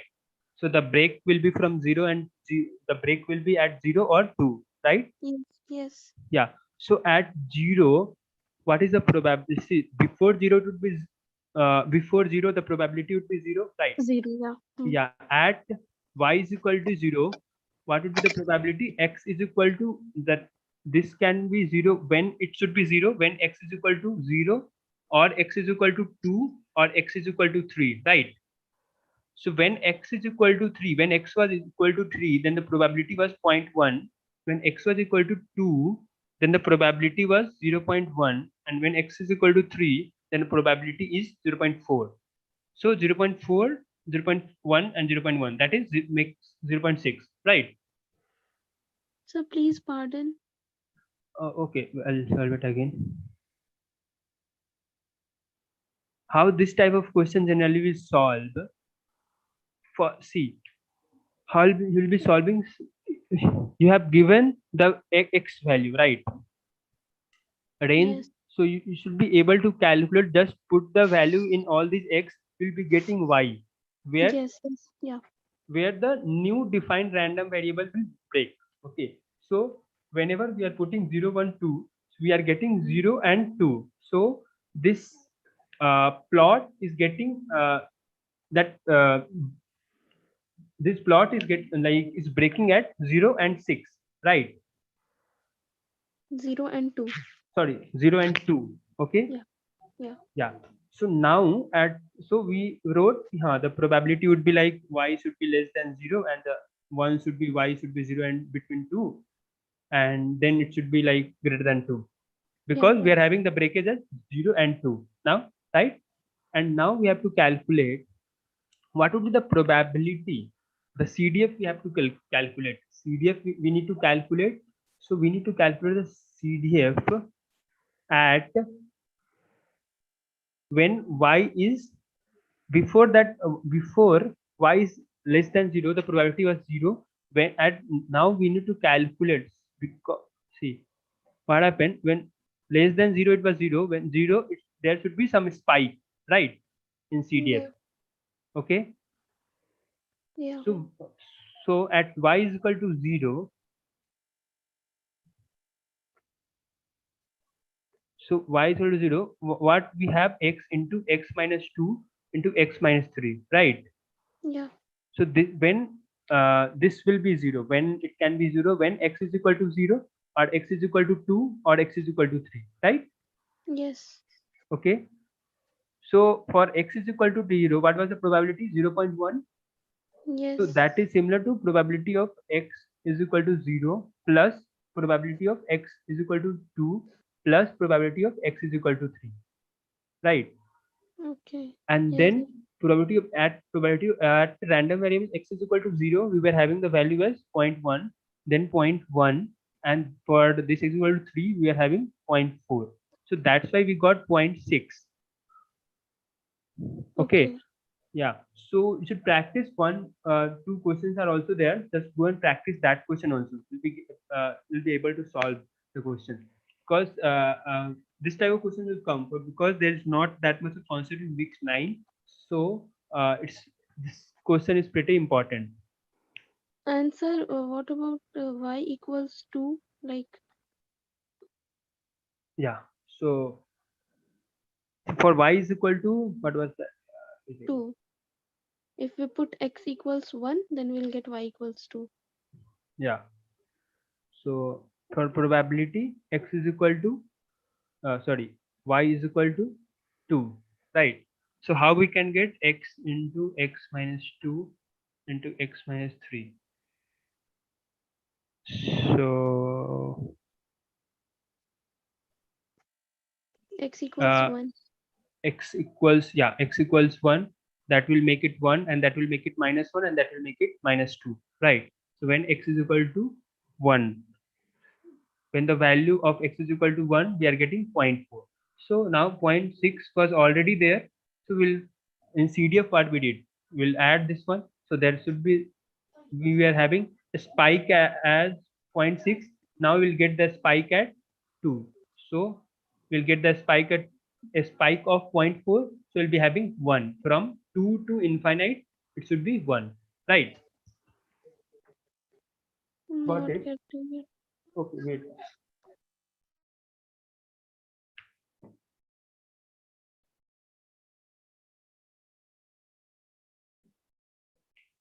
See, what happened for the probability of y is equal to, what was that, 2? We were having x is equal to minus 1. Sorry, x is equal to 1. Got it? So what happens generally whenever we will plot this is not, this is about CDF, right? Okay, if that was PDF, you would have written something else. This is about PDF. So from 0, this was 0, and this is 2, right? So before that 0, it was 0, the probability was 0, and at the 0, it got the spike of 0.6, right? That's why between 0 to 2, sorry, it got the spike of 0.6. So from 0 to 2, it was 0.6, right? At 2, the value was 0.4. See, we have calculated at 0.0. At 0.0, we were getting 0.6. That's why we have increased by 0.6. We have given the spike of 0.6 to the plot, right? So from 0 to 0.2, it was 0.6. And again, we have calculated at 0.2. Whenever at 0.2, we got the spike of 0.4. So we have added that in CDF. Generally, what we did, we add all those probability till that point, right? That's why at 2, we given the spike of 0.6, 0.4. So 0.6 plus 0.4 becomes 1. So after this point, the probability will 1. Okay. Yes. Yeah. So likewise, like you did now before, like the value that makes y equals 0, the Yeah. values of x were 0, 1, and 0, 2, and 3. Yeah.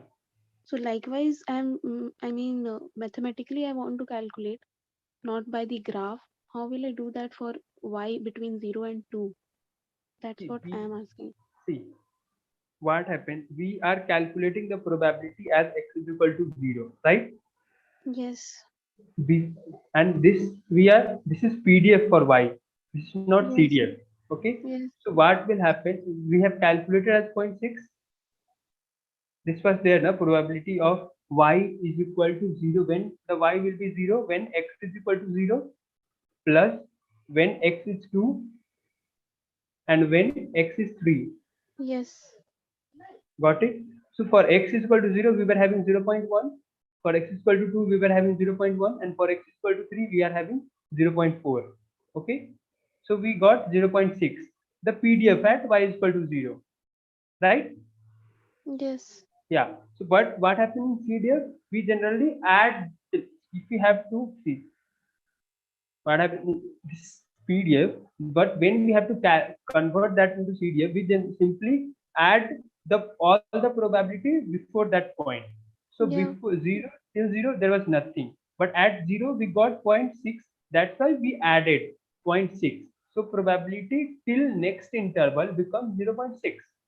Again we'll calculate at 0.2. We got 0.4. So we have added that, and we told now after that probability, the probability will become 1, because we got at 2, we got the probability as 0.4. That's why in CDF we have added that, right? Okay, sir. Okay.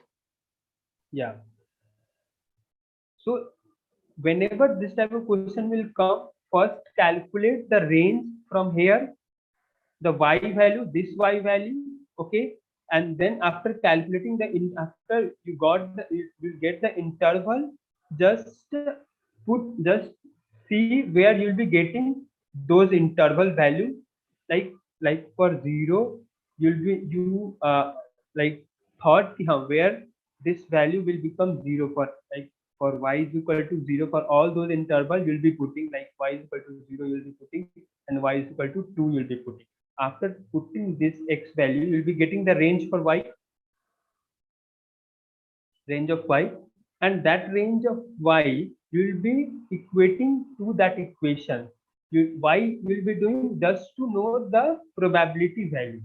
Okay, you'll be equating with 0, while because we don't have any other method to solve, because we can do this with the help of x only, right? So we are putting this as 0. So at x is equal to 0, x equal to 2, x equal to 3, we are getting the value as 0. We are getting the value y as 0. That's why, and this, and then we are just adding those values because it's in the product form. So we are adding that probability of x is equal to 0, probability of x is equal to 2, probability of x is equal to 3, and then we are calculating the probability at that point. And that's why if they will ask for the probability, you can just write at x. If they would have given the PDF of y, then you would have written directly at p is equal to 0, it was 0.6, right? But they asked about the CDF, so you should be able to write between this to this, we are getting from 0 to next interval, we are getting the plot as 0.6 step function, and then from 2 to next you will be able to calculate for the 2, and then you can add that in 0.6, and then you should be writing after that. Okay, sir. Yeah. So question number 5 also I wasn't able to solve.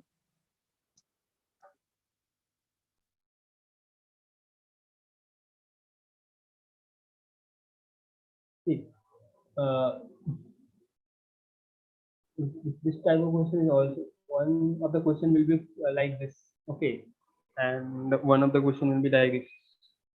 So one will be from simple base theorem, one will be from simple condition. So here, see, what is that? In a bin, 50% of the balls are blue while 55% are red. Among all the balls that are there inside the bin, 40% are metallic and 60%. See, just think whatever among all the balls, just think we are having 100 balls, right? Out of that 100 balls, 60 are plastic ball, and this 40 is metallic, right? Yes, sir. Okay, 60 are plastic and 40 are metallic, and then we have a ball is randomly chosen from the bin. Okay, and what is the probability that the ball is blue and metallic? If out of the metallic balls, out of the 40% of the 40 ball we were having, 60% are red. So out of this 40 balls, 60% are red, means 24 balls are red, right? Hello. Yes, sir. See, we were having 100 balls. Okay, out of that 100 ball, we divided. They have told 60% are plastic, so we wrote 60 balls are plastic, 40 are metallic. Out of that 40 balls, they told 60% are red. So out of that 40, 60% are red. So we told 60% of 40. What is the 60% of 40? 60% of 40 is 24, right? So Yes. 24 balls are red, right? So they have asked what is the probability that the ball is blue and metallic. So we already know 24 are red and metallic. So what is left? 16 balls is left now. So 16 balls should be metallic, and what is the balls is blue and metallic. So 16s are metallic. So 16 are blue and metallic out of how many balls? We in the starting we took 100 now. So 16 by 100. So 0.16, right? So you should. Yeah. So what's the use of 45% of the balls are blue? Yeah, and 55 are red. I don't know. I just solved like this. You can solve with the conditional probability also. I don't know how it will be solved. But yeah, this was a simple enough. It's condition on condition. It's very complicating. Yeah. So that's why I told to See, in many of the questions, you should go with tree method. Okay, you should start with 100 and then you should go like this.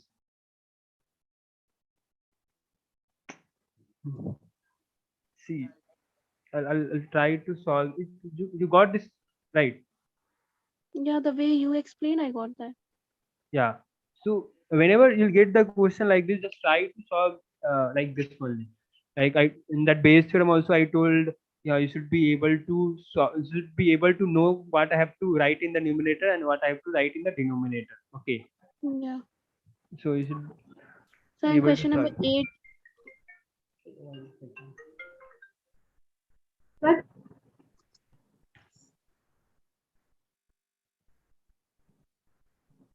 so sir.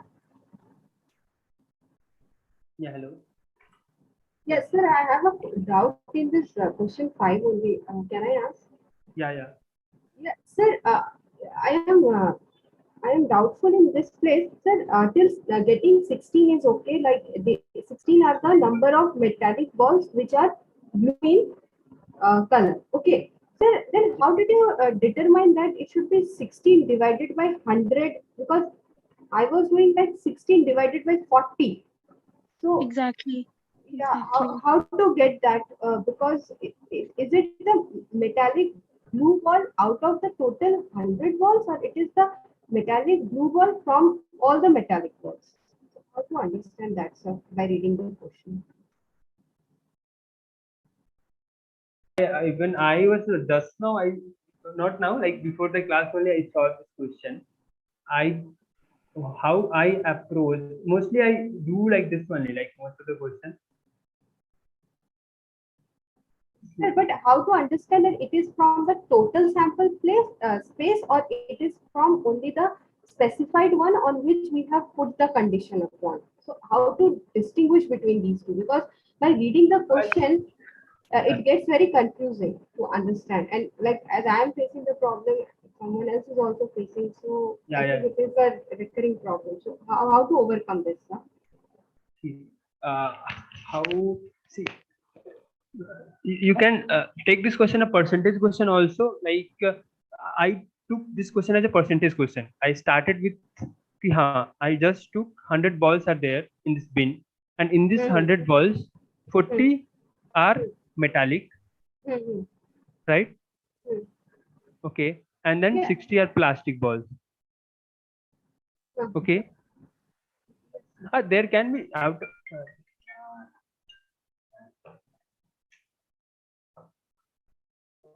yeah, and then out of this 100, 45 is metallic and 60 is plastic, right? And out of this, the probability that we are coming to a conclusion that we are having 40 metallic bulbs. Ball.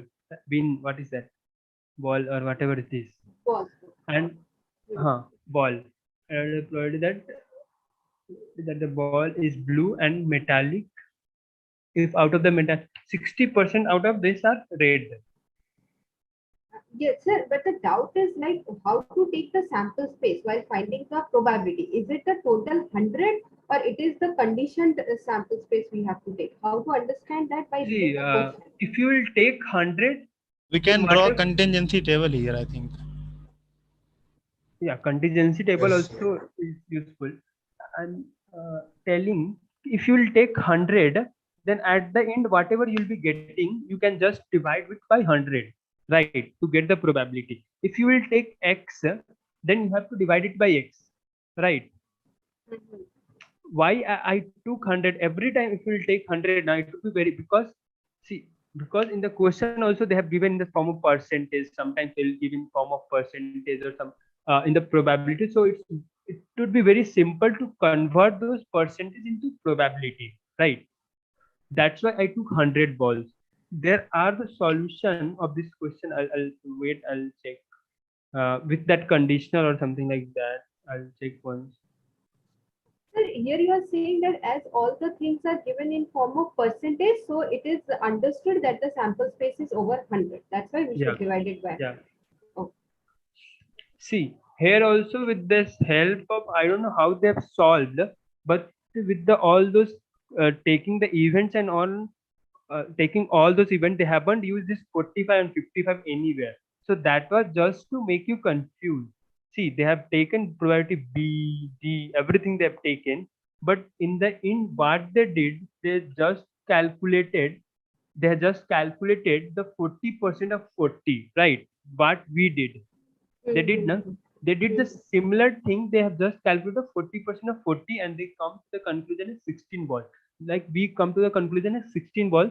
They have come to the conclusion at 0.16. They have used some conditional probability formulas and all. I don't know. You can go through this solution. You're able to see the solution, right? Yeah. So that they haven't used this. You can see they haven't used this 0.45 and 0.55 anywhere. They've just did the same thing. They've calculated. They've removed that 60% and they have just calculated the 40% of 40 balls. That's it. That came to. They have given this to means confuse the person for 45 and 55. Yeah. Yeah. So that the person can think that base rule is happening and something different will be happening. Yeah. Yes. Question number 8 also, sir. It's so confusing. Die question. This one. I guess the answer for this is wrong. I was also not getting the answer. I'm not able to get the question only. I Okay, need okay. the random variable x. See, the correct answer would be 8 by 25.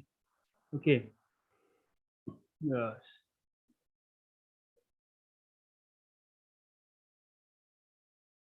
See, here the question they told we are having a dice whose outcome is 1, 2, 3, 4, right?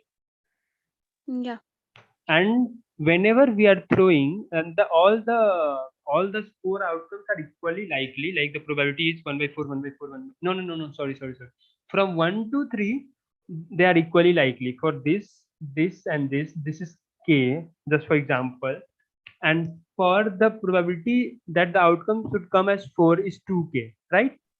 So for Like all one. these three, we are having 3k, and so the k value is 1 by 5, right? The probability of getting 1 is 1 by 5. The probability of getting 2 is 1 by 5. The probability of 3 is getting 3 is 1 by 5. But the probability of getting 4 is 2 by 5, right?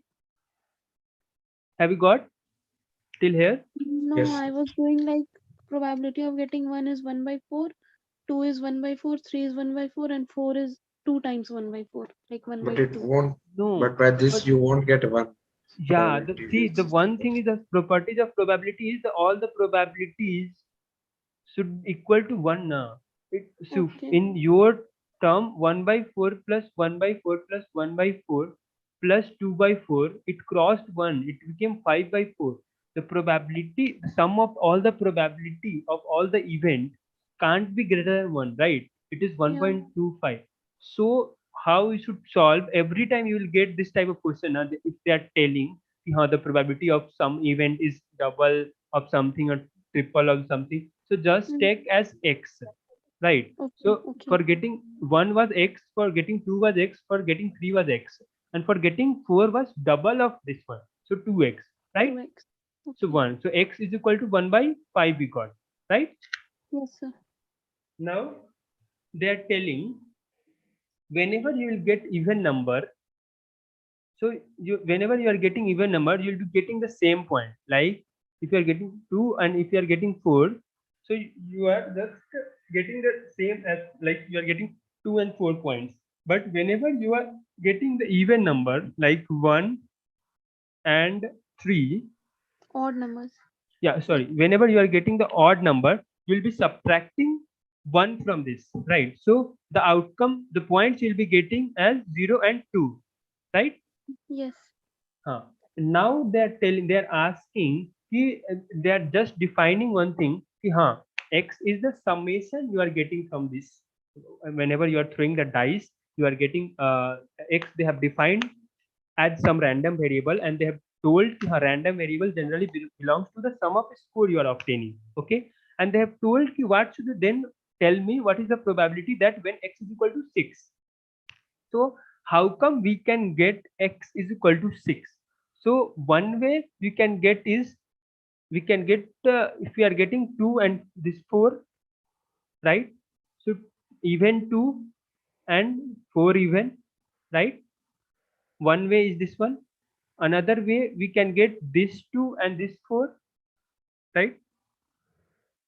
This 2 from that odd and 4 from even, and 2 is opposite of this 2. Like if we are getting first 4 even and 2 even, or we are getting 4 even and 2 odd. Okay, right?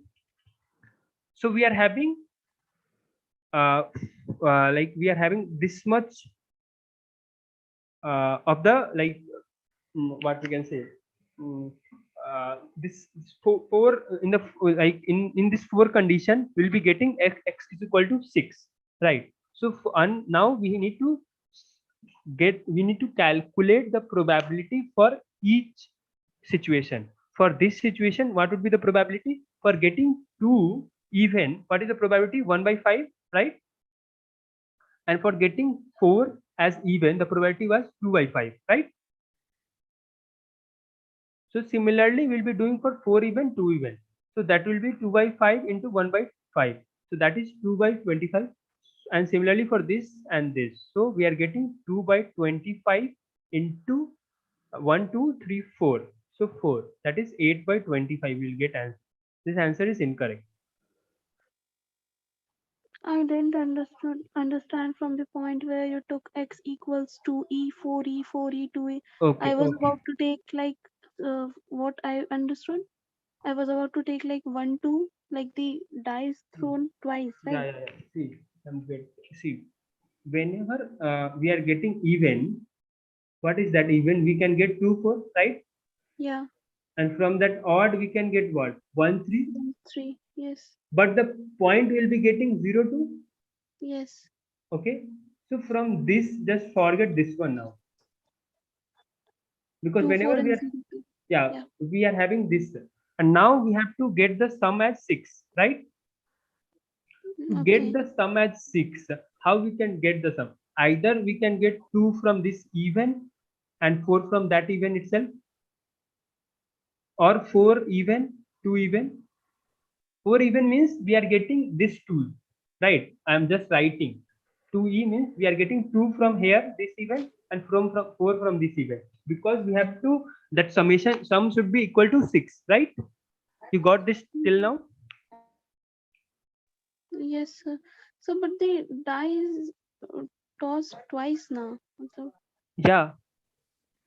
See, we just toss the coin. We just toss the coin. For the first go, we got 2. Directly 2 we got. So 2 point got added. Right? And we got 4 in the second die. So the summation is 6. So this is the event. Right? yes, yes. Again we tossed simultaneously. We got 1 we got here. Sorry. We got 3 here. But the point will be getting 2 points. Yeah. And we got here 4 directly. So here the point will be 4, right? Yeah. But the opposite can also be done. 4 we can get here, 2 we can get here. Yeah. Similarly, 4 we can get here and 3 we can get here, but the point will be getting 2 right here. Yes. So we are having 2 from here, like how many we have counted? 1 we have counted, yeah, we have counted 1 as 2, 4, 4, 2. Again this 3, 4 and 4, 3. But the point we are getting 2, 4 only, right?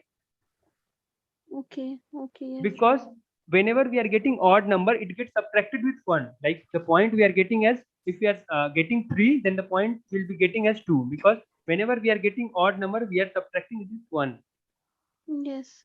Yeah, that's why. And what about 1 and the pairs? Which one? Like first was I got 1 and another 4 or Yeah, 2 or 3. Yeah, whenever we'll get 1, the point, the score will be getting 0. Yes. So the score 0 will not be used anytime, because there is no condition we 0 plus x is equal to 6. X is equal to, we can't get 6 now, because this dice is having only 1, 2, 3, 4, right? Oh yes. Yes. This dice is a 4-sided dice now. That's why we can't get 6. That's why this 0 is of no use. Okay, now I understand. Yeah.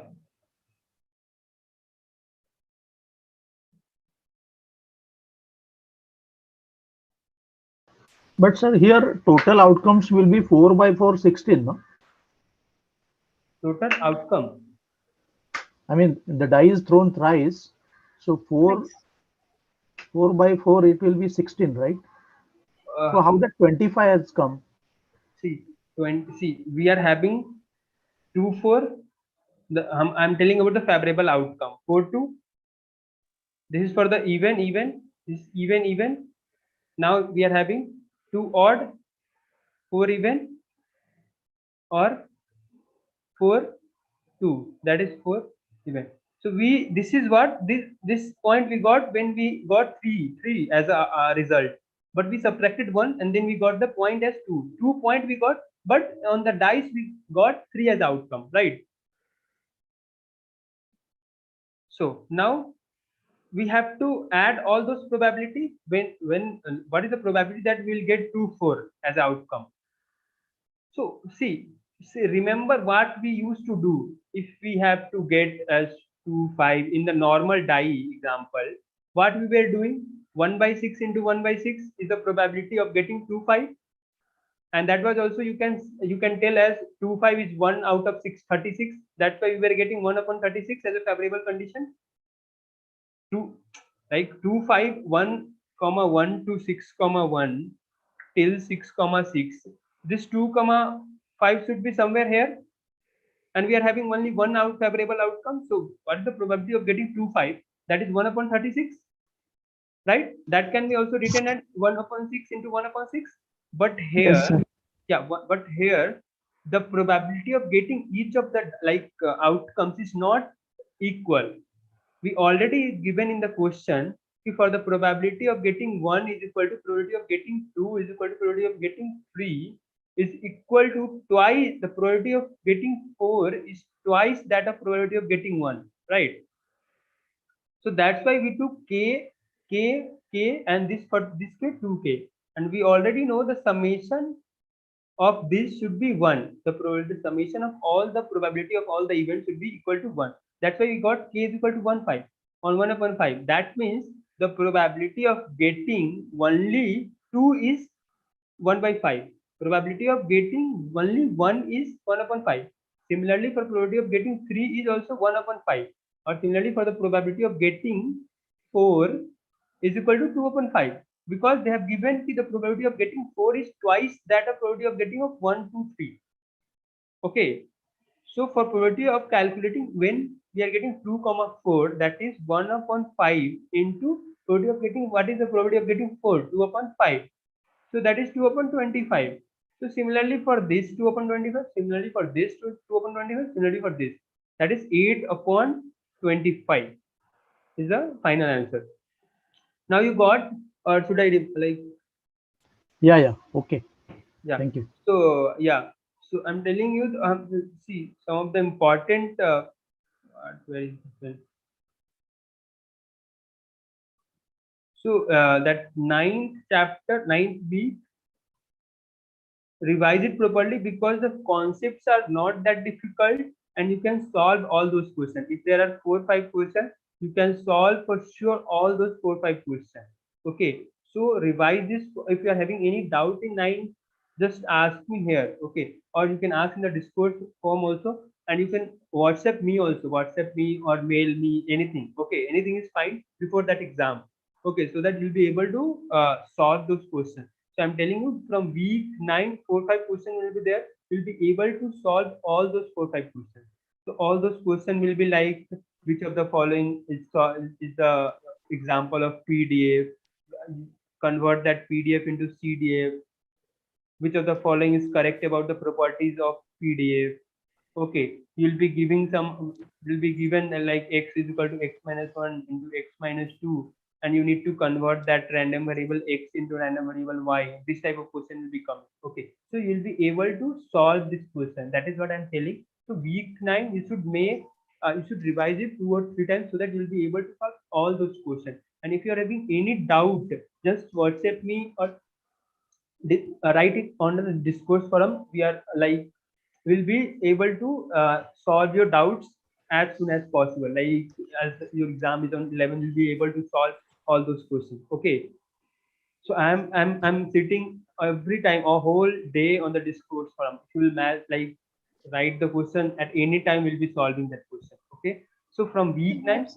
What's your WhatsApp number, please? Yeah. So see, you can mail me at Vishal @ whatever is there online degree, or you can WhatsApp me on. Any final suggestions? Okay, continue.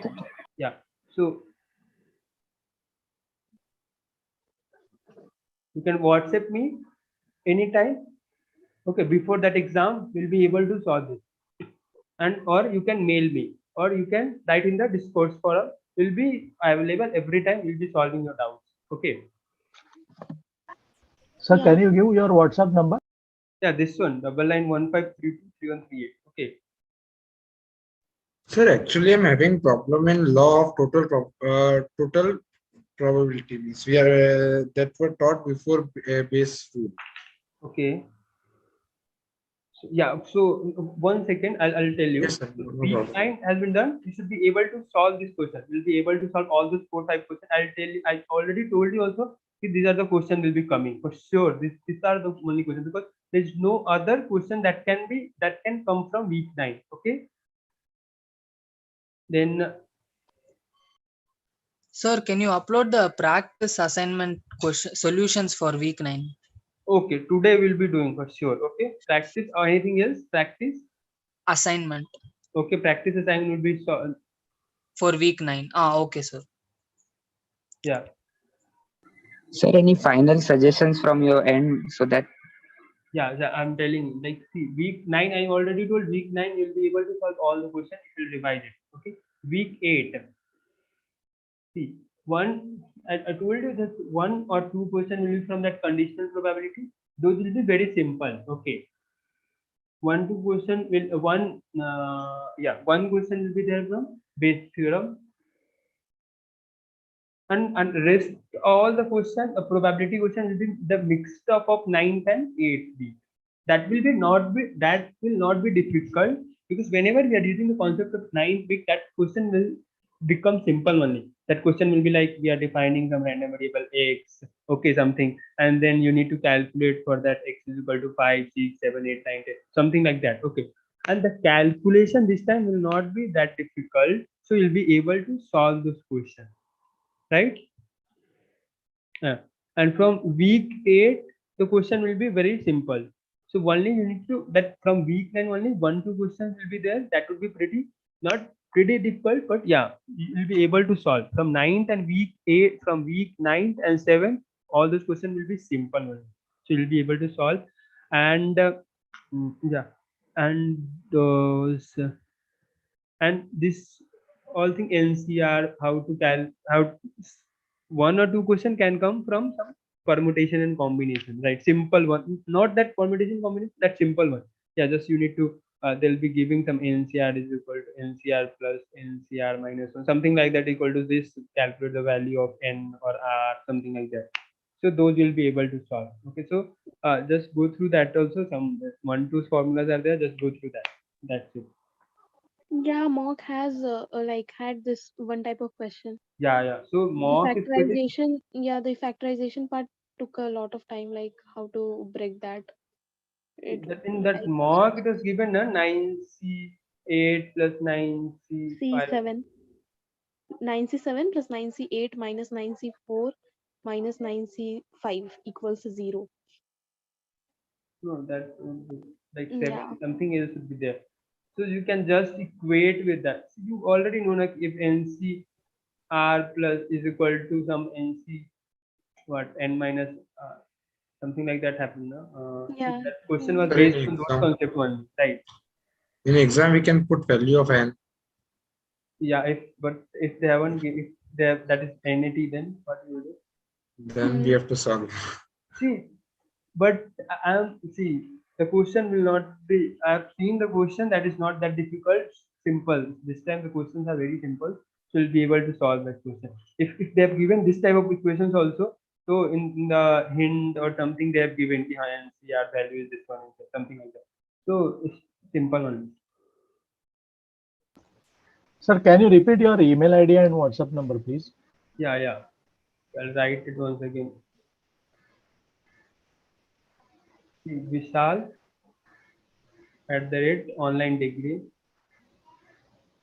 .iitm.ac.in and Sir, any time restriction on when we can message you or? just don't call me, otherwise you can message at any time. Because I'm totally free. Like, yeah, I'm solving all this your doubts on the Discord form. Like whoever is asking, not today. Till yesterday night, I was able to solve all those questions. Today I was like a bit busy in some other work, so I didn't solve. But some other person was there. Like Ram was answering all those questions today in like 10 to 15 minutes itself. Okay. So where will we get the solutions for a mock, like yesterday's and today's mock? Solution will not be able to get, I guess, but you can ask all those doubts now if you're having any doubts. I can, or I'll go through all those questions. I'll be telling you the concepts, right? Okay, sir. So mock 3 only, right? Yeah, mock 3. So this you already you'd have solved this question, right? This was simply that you need to calculate the probability that x is this conditional probability is there. So here all those value probability x greater than 0 should be there in the denominator, and the probability c. If we are having c on line, you can the condition is x should be greater than 0 on the line, so just plot it there. X should be greater than 0 and x should be less than 4. So yeah, so we are excluding this 0 and we are including this. So you have to calculate the probability. So you can do it already. Everything has been given. You'll add those things. You'll get 705 as numerator and 0.705 as numerator and 0.750 as denominator. You'll be getting the answer 0.94. Second one, everything has been given. They have defined the event A as the event A is from 1 to 19 or from 1 to 20. And then they have told B is the divisible of 3. So 3 from 3 to 18. C has been defined as 5 to 20. Okay. And then they're asking regarding A, B, C are independent. So probability of, you can calculate the probability of A, probability of B, probability of C, and then for ABC as independent, you should calculate mathematically the intersection of all these things, right? And with the intersection, you'll be able to solve the question. So the option A, B, and C are not pairwise independent. In this, A and like all the pairs are not independent, but one or two pair are independent. So but no, if there are some options like this, you should check all the 3 pairs. If any of the 3 is not satisfying your condition, you should not mark that, right? Okay.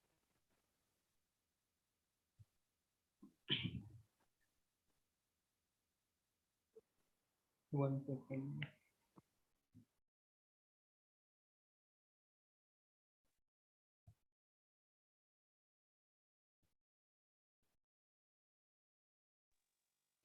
Measures of dispersion and central tendency all includes that mean, median, mode, standard deviation, and things like that.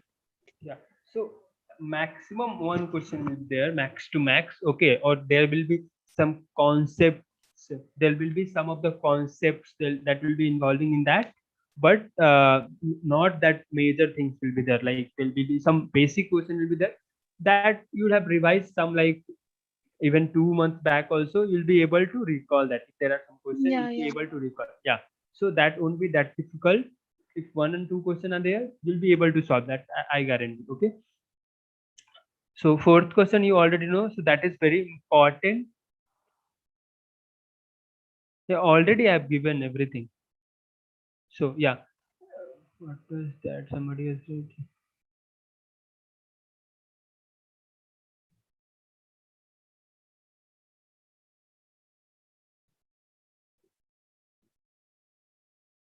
So just confirm, no? Like question number 6, I mean, we will solve it using Bayes theorem. Yeah, Because 6 you can solve. See, this was the solution. I've shown you, know. that solution also. This question only, right?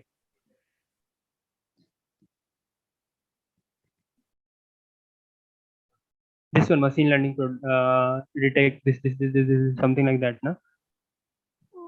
It was a dog question. Yeah.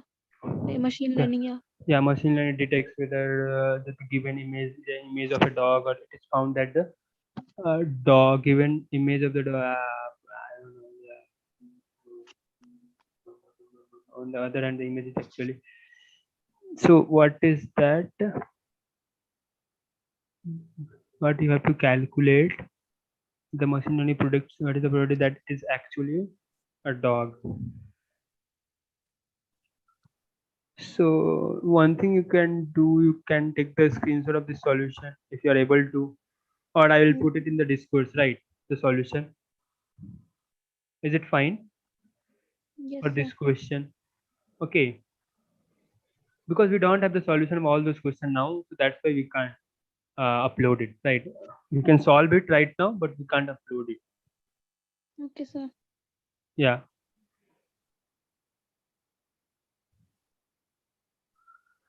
This can also be solved now. If we are, they are just asking about the probability of A given B given A. So you can add all those conditions, like they have added all those conditions in the denominator and the condition. Yeah, it can be solved with that. So just take the screenshot of this, right? Yeah, yes, sir. I did. So, Uh, and question number 10, I'm not able to solve. I mean, it's not getting into my head like how to solve it practically. I took help with the Fun. I took help of that Venn diagram. uh, 10. hey, this was the exact question. This is wrong. Hmm? This should not be the exact question. Yeah, this is what was the value? Just tell me for your question that the values will be different, because it can't possible now. The A union B union C is 0.6 and B union 6 is 0.7. It can't possible, right? The A union B union C should must be greater than B union C. Because, are you getting my point? Probability A is 0.3, B union C is 0.5, Okay, this and is 0.5 and and A this is 0. union B union C is 0.6. Yeah. So see, we have been given probability of A. Yeah, I'm telling you once again, revise it, this concept also. For sure there will be a question from this. Okay. Yes, sir. So what is that? Probability of A is given as 0.3. Probability of B union C is 0.5, right? Yes, And yes. probability of A union B union C is 0.6. And they told us, see, if they have given something like that, now just assume this as a D, something like that. Okay, Okay. this B union C event as D event, because it would be whenever they have given some three events, now just assume these two as a one event, so that it would be simple to solve this question. Because whenever you will be writing for these three events, now you will get confused. Okay, it's better to write for two. So what we did, we have to calculate probability of A intersection D. So what is that probability of A intersection D? That is probability of A plus probability of D minus probability of A union D, right? No, it's union formula, na? Probability of We A. can, Yeah. Okay. okay, got it? Yeah. Yes, sir. So now what is that probability of A? We have already 0.3. What is the probability of D? Probability of D means D union C, right? So that is 0.5 minus A union D. A union D means A union B union C. What is that? A union B union C, 0.6. Oh God, it was Okay. this simple. Yeah. Yeah. So you'll be able to solve like this. So there will be some question regarding this. So you should be able to solve. Okay. Yes, sir. Now, sir. Yeah. Sir, what was the logic behind question number 11? See, what is that? A blindfolded person is asked to form. Yeah. Okay. The final person is asked to form. See how I solved. I will tell my I will tell my how I approach for this question. We were having 26 distinct alphabet, right? Different alphabet. Yes. Alphabet blocks placed in front of her, and she was blind. Something like that has been given. She picks out 7 blocks and arranges them. See, if you are picking 7 blocks, that has been like she has picked out this this VICIT, something like that she has picked, no? Yes, sir. So it will be 26 P7. That I got. Huh. So But out one of by this, how many will be a correct? Only one is correct, right? Yeah. That's Yes, why it sir. should be 1 upon Okay, how okay. many? 26 P7, right? That would be the solution. So the Yes, sir. solutions are really, I mean, not that big deal. Yeah. So this type of question only come in the exam. That would be But in one line solution, 1-2 line solution will be there. Yeah. So, but in option it is given 19 factorial for 26 factorial. So by means I was approaching, so I was being confused by the options, how to solve Okay. that Yeah. question. Yeah. Hmm. So, and this type of question also, this is very simple. Just it's like you can see this is written in some, by seeing that it looks difficult, but it's pretty simple. This type of question can also come where that they can ask for the probability between this some here they have given everything. They can give in form of k or something like that, k e to the power minus k, something like that, and then they'll be giving for k is equal to 0. Sorry, not k is equal to 0. They'll be defining something x is equal to for 0, 1, and 2. That probability PMF is defined. So what you should be able to do is be putting x is equal to 0 and 2 and then sum it to 1 and you can get the k value. Not this type of question. This is very difficult to like, because exponential also I wrote.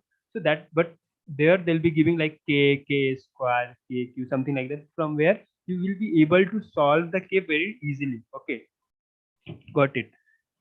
And yeah, should some theoretical question can come regarding like this one, so like probability of a given b, something like that. So some like with the Venn diagram or with the help of some logic, you should be able to solve at that time. Okay, some theoretical question can come regarding, they'll be telling how this is independent, this is dependent, whether this should be disjoint or not, something like that. They'll be telling, you should be using some logic, and with the Venn diagram you'll be able to solve. Okay. So Yeah. so can you please explain question number 14 once again, like the third option? See, in the third option they told a belongs to b, means if b is here, right? See, a A is is here. subset of B, no? Yeah. Yeah, a is subset of b, and if they are telling what is the probability that b will occur if a has been occurred, right? Yeah. 1 second. If a belongs to b, okay, correct. Okay, so for example, what would be the probability of b? The conditional formula would be probability of a upon conditional probability of b intersection a, right? Yeah. What is the, yeah, so probability of b intersection a would be probability of a, right? What is the common? If you see the common between a and b, what is the common? Common is a, right? So that is probability of a upon probability of a. So that is 1, Yes. right? Yes, sir. Yeah. So and the fourth option, if A and B are independent, it can be, na, like A and B can be disjoint. Wait, I'll see that.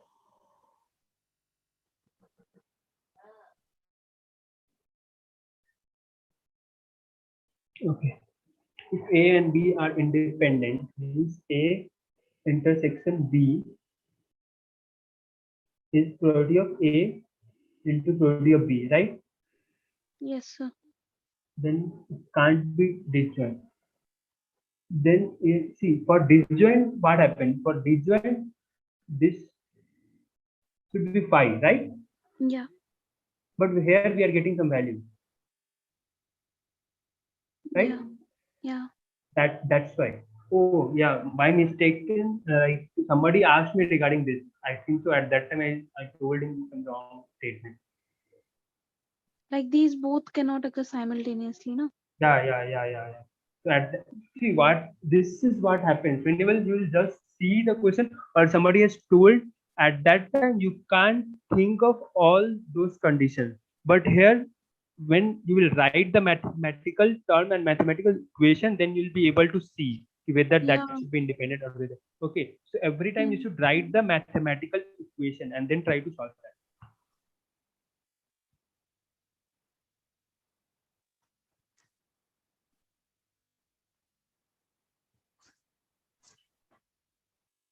Yeah. Anything else? Anyone?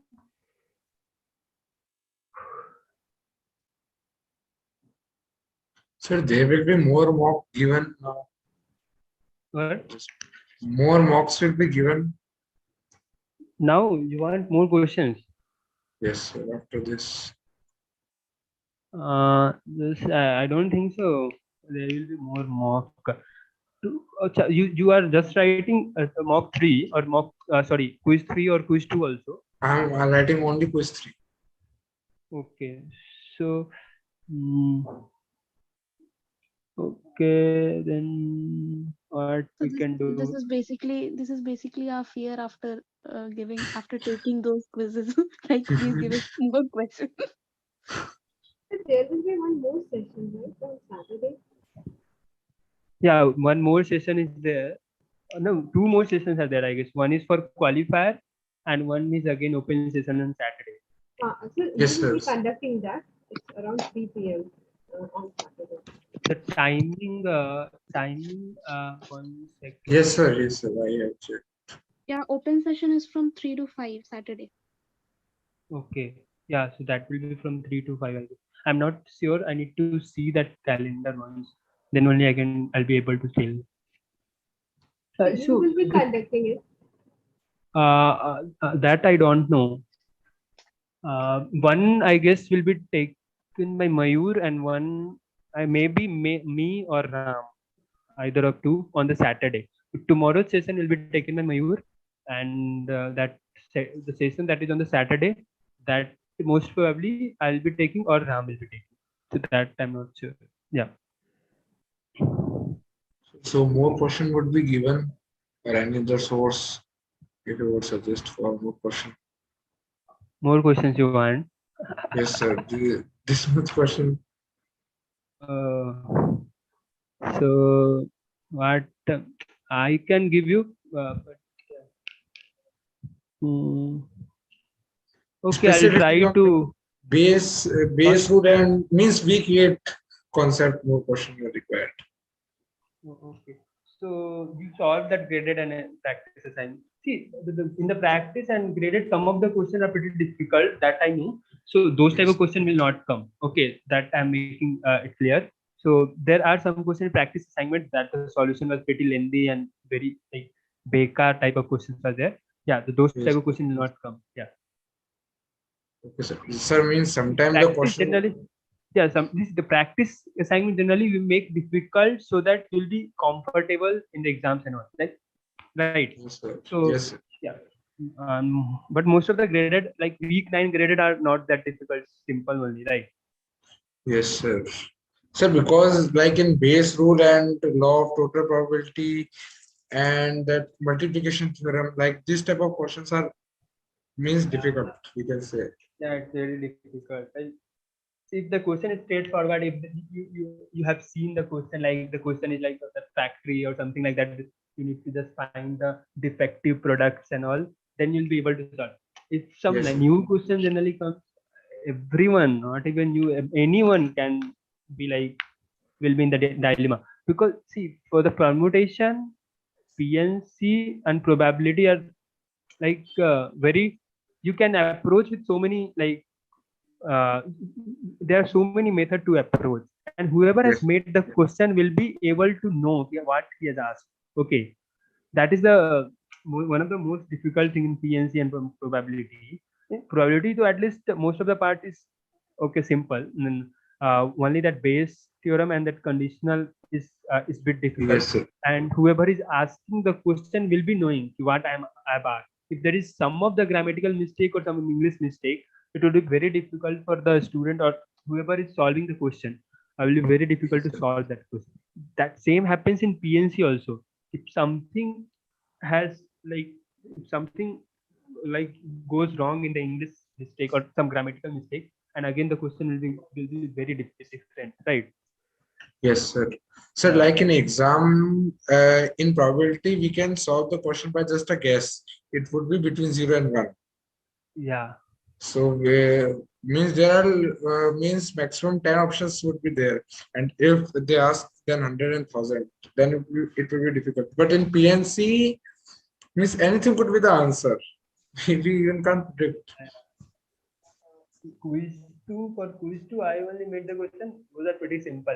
Everybody will be able to solve. If somebody is not able to solve, like he has not practiced like a little bit also. Doing those like this time the questions are pretty simple only. Quiz 3 also I have seen the question. It's not that difficult. This time the questions are because last time I guess the question was a bit hard, and I have seen so many so like that No, answer sheet of actually it many of was, the students. yeah, it was time consuming. It Yeah, wasn't I've taking for 1 seen. Yeah, hour. I've seen the solution of so many Yes, sir. students. And sir, there's Yes. one question in that conference, Indians, Americans were asked to sit. That question was discarded, but it consumed a lot of time Yeah, from me yeah. in the Yeah. exam. I started with that. It was first in my Okay, set, okay, and I I started. got it. That question was like, I 16 don't know. Yeah, something like that. If that question was person regarding. from the same country cannot shake hands. Okay. No, not shake hands, sir. Sitting together in a Act- conference or something. Actually, giving 2 question bonus increase the marks for everyone, Now, Yes, sir. Yes, sir. and for So what someone is it decreased in maths one. what is the missing stats. baseline in a graph? What? Missing baseline in a graph. Is it that suddenly we have started from a higher value in the y-axis? What's What is missing that? baseline? Missing baseline. It is missing zero. Zero. The graph should Okay, start you are from asking that about zero. those week 2, 1, 3. 2, 3. Yes, so this concept is from there only. Okay. What was that? When I forgot. Okay. Tell me what that missing Sir, It's a question in a practice test. practice test. Assessment for practice. It's here. Where is that? Can you tell me? Maybe I can read the question and then I can Yeah, be able to recall. above the mock, just above the mocks. Acha, okay. On the web, on the Question portal. number 4. On the portal, you are telling. Yeah.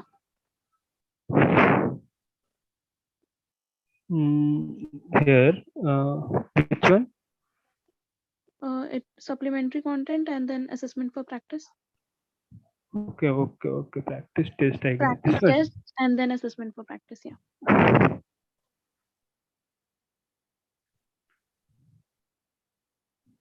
Question 4. Actually, missing baseline means the graph is being tempered.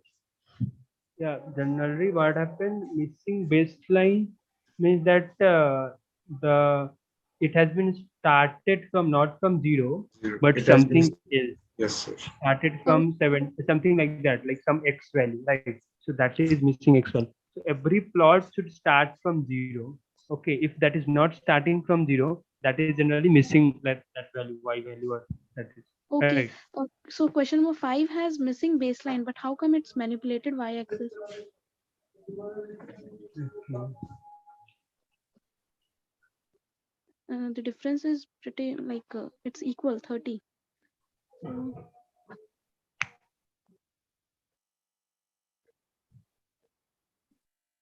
So this is for the qualifier. Which one? Question number 4, 5th. Which one? question number 5. There's a I'm having graph. different question. Some different questions.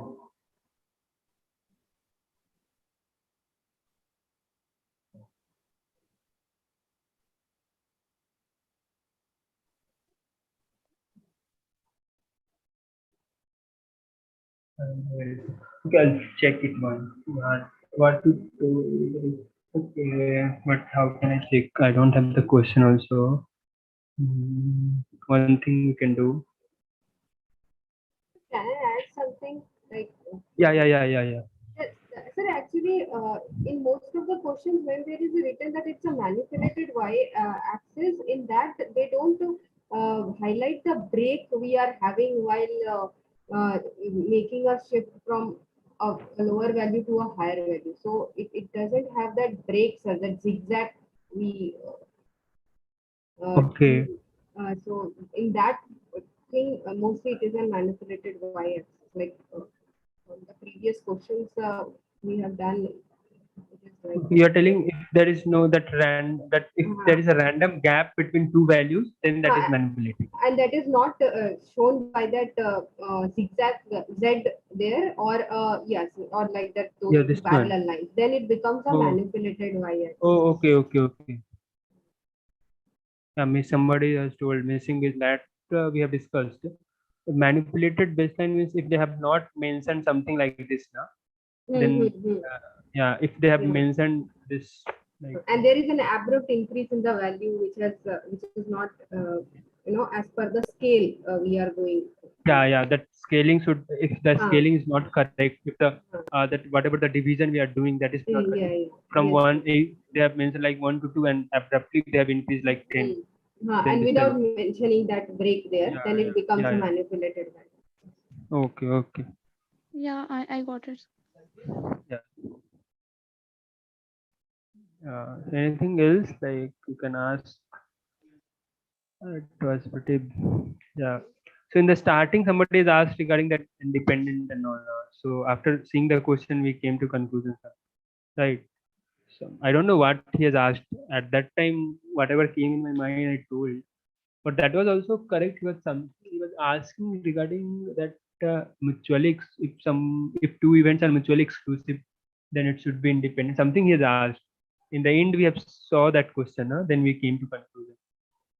So that's why I'm telling you every time if the question is regarding this independent, dependent, or something like that. Now, just calculate this one. Okay, then write anything, because sometimes whatever they have written in the question, you'll be able to see that there's no common thing. Okay, that is dependent for sure. You can write, say, if uh, uh, just two events are given, E1 and E2, you just saw that okay, there is no common thing. Okay, nothing is there. Just write it like that. But when you'll calculate E1 intersection E2, then you'll see okay, the probability is getting multiplied and then the values are equal. So yeah, so just calculate is the mathematical thing, formulas.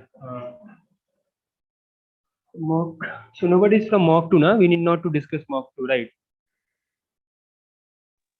No, so it's pretty much easy. Yeah. So mock 2 nobody is writing. Yeah, so I'm writing. I'm updating for it. Just in case so that I can score 1 or 2 marks more. This time just see this type of question you should be able to solve if they have given the like some guy given they have given such in, you need to write the number. Okay, so you should be able to solve this type of question. You should be able to solve this type of question. Okay. Covariance formulas only you should be knowing. These are pretty simple. You should be knowing about the difference between covariance and correlation. In some statement, they can ask how these are getting affected with outlier, something like that. They can ask. Okay. Okay, sir, I have a question. Suppose there's a round table, okay? Okay. And 10 people has to be seated. 6 are boys and 4 are girls. And girls are not supposed to sit together. So what's the number of ways? See, if you're having 10, Yeah. but you told 10 boys are there. No, 6 boys and 4 girls. Total 10 people. 6 boys are there, and 4 girls are there, right? Yeah. You are just putting one boy here, right? Yes. 2, B3, B4, B5, B6, right? And no two girls can sit together, right? So we are having Yeah. how many gaps are there? If you are just fixing B1, 6 gaps, I think. 1, 2, 3, 4, yeah, 5, if 6. we have fixed B1 we have fixed means we are having 5 boys now. So 5 boys can be sit in 5 factorial base. And now how many gaps we are having? 6. Yeah, so 6 factorial. 6 factorial. Okay. Yeah, sorry, 6 P4 now. Got it. 6P4. Okay. I thought there are 4 gaps, so factorial 3 ways to make the girl sit, and 6 gaps were there to 6 into factorial 3. What's that? So see how we'll be solving this. First you fix that one boy. After fixing one boy, you are having 5 more boys. So 5 more boys can be sitting in 5P5. That is like arranged in 5. That is 5 factorial. Okay. Now how many gaps are there? 1 gap, 2, 3, 4, 5, 6 gaps are there. Out of 6 gaps, we need to select 4 gaps first. 6C4. Okay, and then we have to arrange those 4 factorial. So 5 factorial into 6P4. Right. Yeah. Okay, I got it. Thank you, sir. Yeah. Okay, thank you, sir, for the whole session. Thank you so much. Yeah. Anything else from anyone? You can ask me. And quiz 2, quiz 3.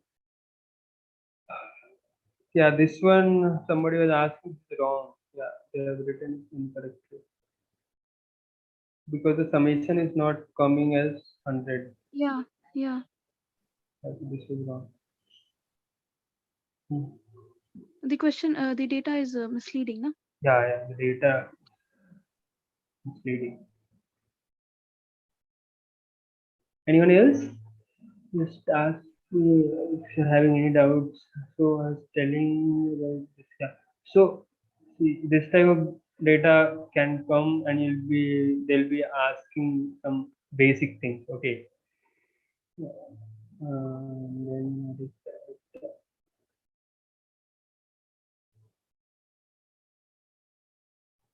And rest will be able to solve all this. Yeah, this type of also one. This type of question. Find a number between this and this, which is greater than this one, which is less than this one, something like that. Okay. So you should practice this type of question also. And for this, so you already know the formula n plus r minus 1 c r minus 1, right? Yeah, yes, sir. So nothing else there. The question will be simple this time. You'll be able to solve.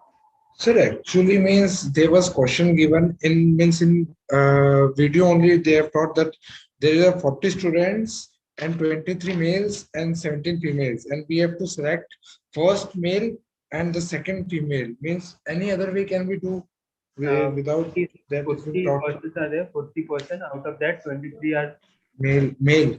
Okay. And 17 are female. Okay. And the first should be female and the second one should be male. First is the female and then second should be male. Yes, sir. Okay, we are choosing 2 people. You are telling person. Yes, 40 persons are there. Out of the 40%, we are choosing 2 persons, and the condition is the second person we are choosing should become as male, right? Male. Yes, sir. So the first person can be male also. First male, second male, or first female or second male, right? Yes, sir. So first is male. First male can come in 23 upon, what is the probability of that? 23 upon 40 into, and again the second one is male only. So 22 upon 39, right? And for female, how many percent we are having? 17 upon 40 into how many males are there? 23 upon 40. No, sir. Actually, probability was being not this. Probability was being find. What? Probability we have to find. नहीं, नीति दीदी को वैसा भी नहीं हुआ था ना, आप ही का तबीयत ज्यादा खराब था ना मौसी। नीति दीदी को तो ये Yeah. So the probability, what was, yeah, we are calculating. See, the probability that the first person we are selecting is Yes, male, 23 upon 40, right? Yes, sir. Again, No, sir. First person have to be female. First person has to be female.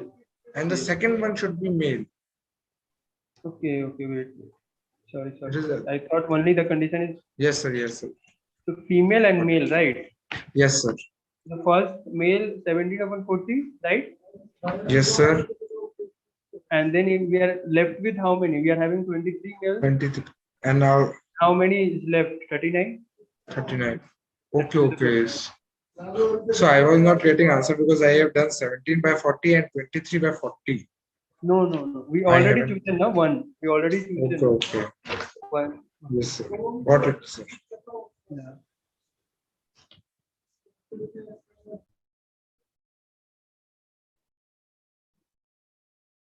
Anything else for anyone? Or should we close the session?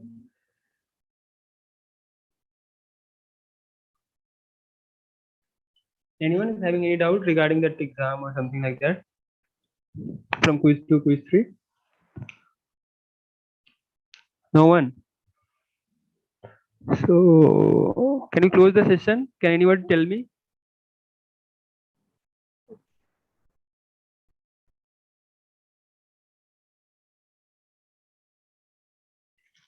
Are you guys able to hear me?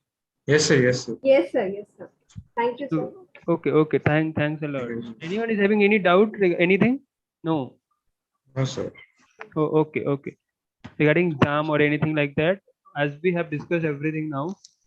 But yeah, so if you will be having any doubts now, just mail me or you can ask in the Discord anywhere. Okay, till you're having that 2-3 days. How today is at 8.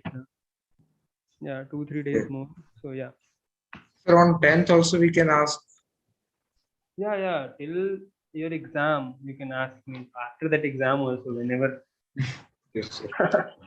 Yeah, I'm totally free now. My all the semester, everything got completed. Yeah, thanks. Okay, then we'll close the session now. Thanks a lot, everyone.